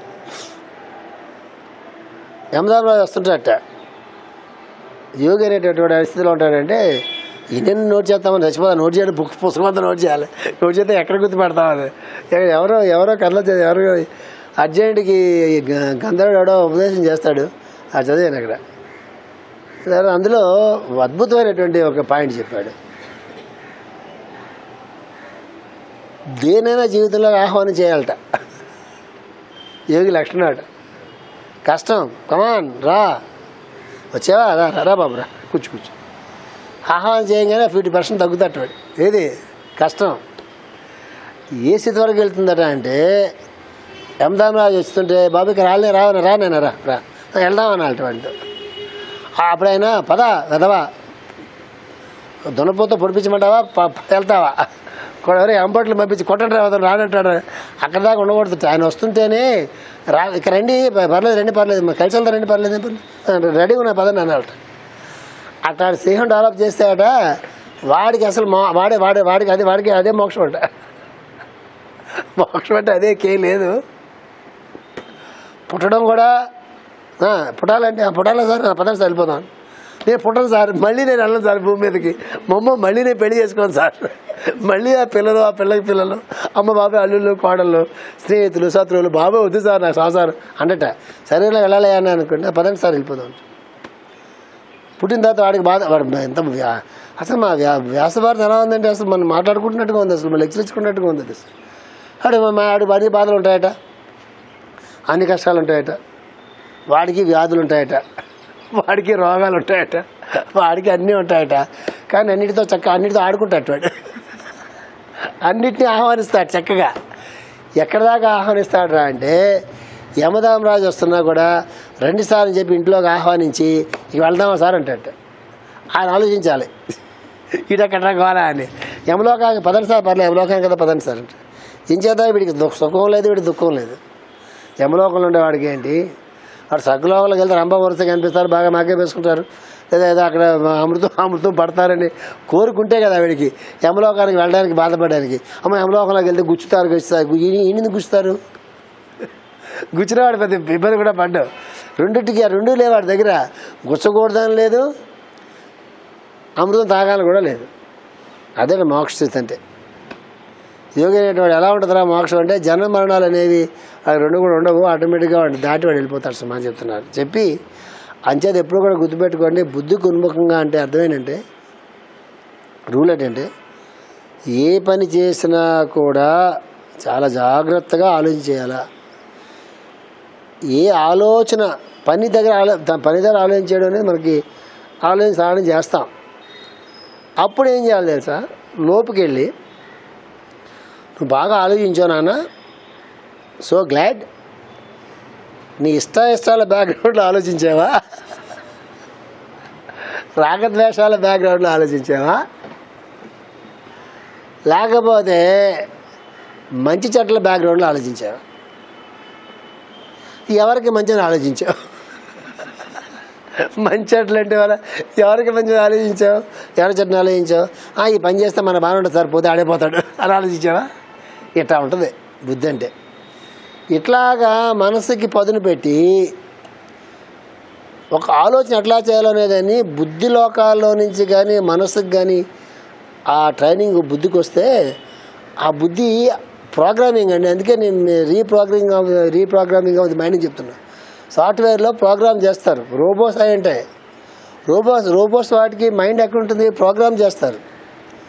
ఆ ప్రోగ్రామింగ్ చేసినంత వరకే అది పనిచేస్తూ ఉంటుంది, ప్రోగ్రామింగ్ దాటి అది పనిచేయదు. ఇప్పుడు భయపడి చేస్తున్నారు. ఇంత రోబో సినిమా ఎవరైనా చూసారా? చూడలేదండి పద్మజ. రోబో సినిమా చూడు బాగుంటుంది. ఆ కొన్ని సినిమాలు కూడా చెప్తుండాలి. నన్ను అడుగు ఏ సినిమా చూడాలో చెప్తాను. ఆ రోబో సినిమాలో వాడు దానికి బేజం వేసాడు, ఆ థాట్కి వేస్తాడు వాడు. అంటే రోబో సినిమాకి ఇంగ్లీష్ కాపీ సినిమా అనుకో, వేరే విషయం అనుకోండి. ఆ థాట్ ఏం వేసాడు. ఇప్పుడు రోబోస్కి ఏం చేస్తారు, ఇప్పుడు కొత్తగా హ్యూమన్ ఇంటెలిజెన్స్ని ఎట్లాగా ప్రవేశపెట్టాలని చెప్పి దాన్ని ప్రయోగాలు చేస్తున్నారు. హ్యూమన్ ఇంటెలిజెన్స్ కూడా రోబోస్లో అంటే సొంతంగా అవి ఆలోచించుకునేలాగానే ప్రయోగాలు చేస్తున్నారు. అది అయిపోతే మానవ వినాశనమే అని, అది కానీ సాధ్యమైతే మానవ వినాశనమే అని ఆ రోబో సినిమాలో చూపిస్తాడు. ఆ రోబోని డాక్టర్ ఒక సైంటిస్ట్ తయారు చేస్తాడు. తయారు చేసిన తర్వాత దానికి చాలా ఇంటెలిజెన్స్ దాంట్లో పెడతాడు. ఒక రూపా 10 రూపాయలు అయిపోతారు, తర్వాత కొన్ని 100 మంది చంపేయగలదు, రైఫిల్ ఉపయోగిస్తుంది, మళ్ళీ మామూలు ఇంట్లో పనులను చేసి పెడుతుంది, అన్నాలు పెడుతుంది, యుద్ధాలు చేస్తుంది, అంటే రకరకాలు చేస్తూ ఉంటుంది. ఈ మధ్యలో దానికి లవ్ అనేటటువంటి ఒక డైమెన్షన్ డెవలప్ అవుతుంది.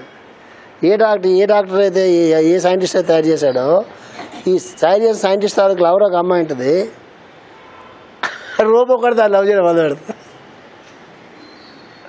దాంతో సైంటిస్ట్కి పిచ్చెక్కిపోతుంది.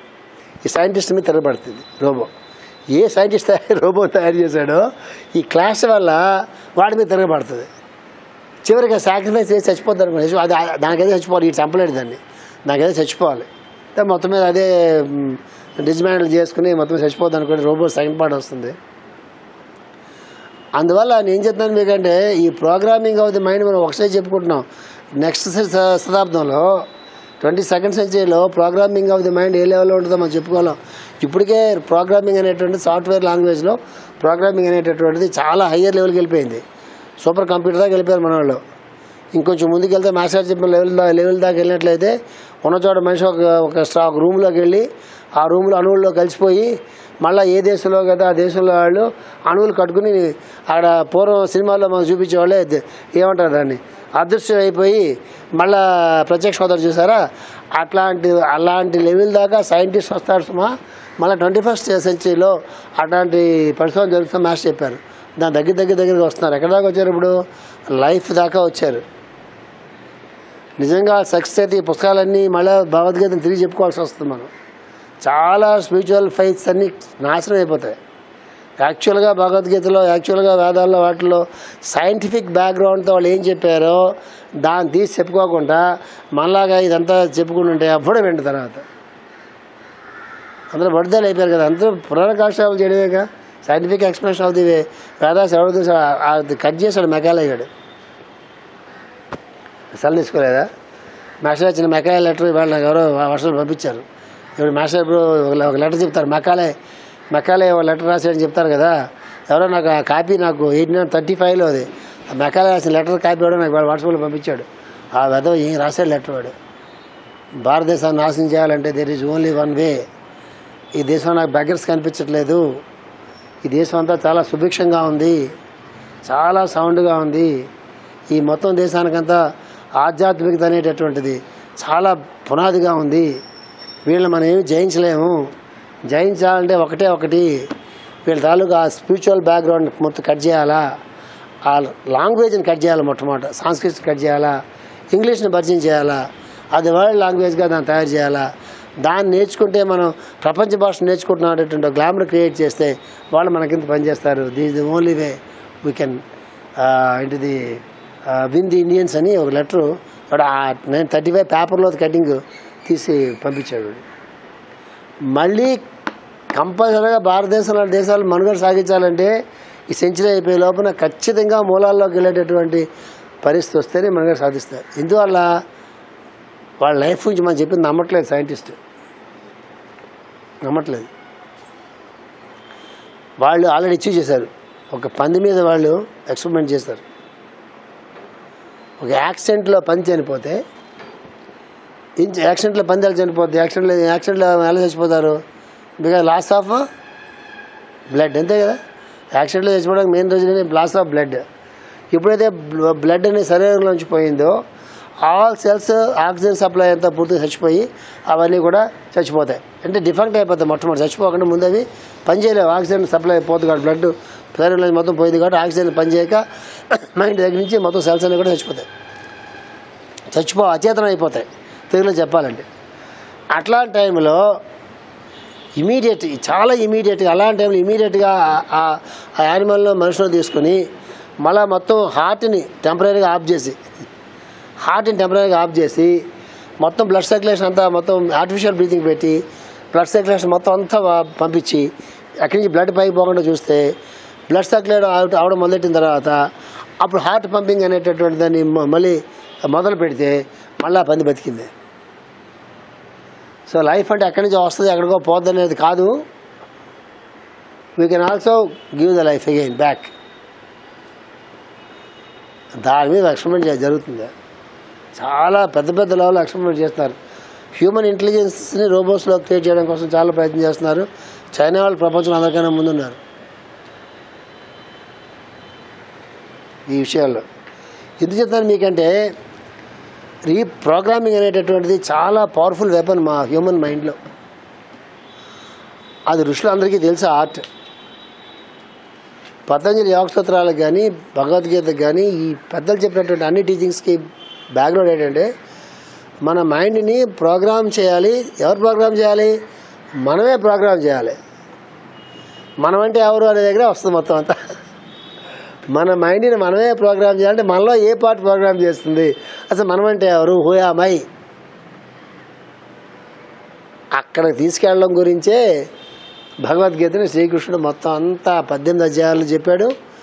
చాలా అదృష్టం ఏంటంటే శంకరాం అంటే అలా అలా అలా వెళ్ళిపోతాం, అలా అక్కడ వెళ్ళిపోతాం. మనం మంత్ర స్క్రిప్చరు ఇలా వెళ్తుంది. అది తేడా. శంకరాం అయితే ఇట్లా ఇట్లా ఇట్లా ఇట్లా ఇట్లా అంటే విశ్వరూపంలాగా అలా బ్రహ్మాండంలోకి వ్యాపించినట్టుగా వెళ్ళిపోయి శంకరాం తాలూకు వ్యాఖ్య ఎలా ఉంటుంది తెలుసా మాస్టర్ గారిది? ఈ బ్రహ్మాండంలోకి మనం అలా వ్యాపించి వెళ్ళిపోతున్నట్టుగా అట్లా అట్లా అట్లా అట్లా అట్లా అట్లా అట్లా అట్లా శాఖోపశాఖలుగా మహావృక్షలాగా వెళ్ళిపోతుంది. అంటే టార్చర్ వేస్తే ఇక్కడ ఇంతే ఉంటుంది, అక్కడ ఎంత ఉంటుంది? అంత ఉంటుంది.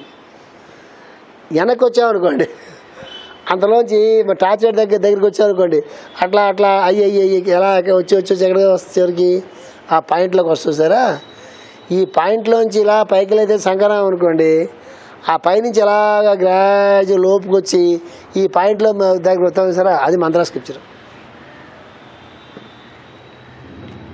బహిర్ముఖం అంతర్ముఖం దీంట్లో కూడా వెళ్ళొచ్చు. మనకి మాస్టర్ గారు 2 డైమెన్షన్స్లో ఇచ్చారు భగవద్గీతలో కామెంటరీని. అది చాలా జాగ్రత్తగా పట్టుకుని దాన్ని చేసుకుందాం.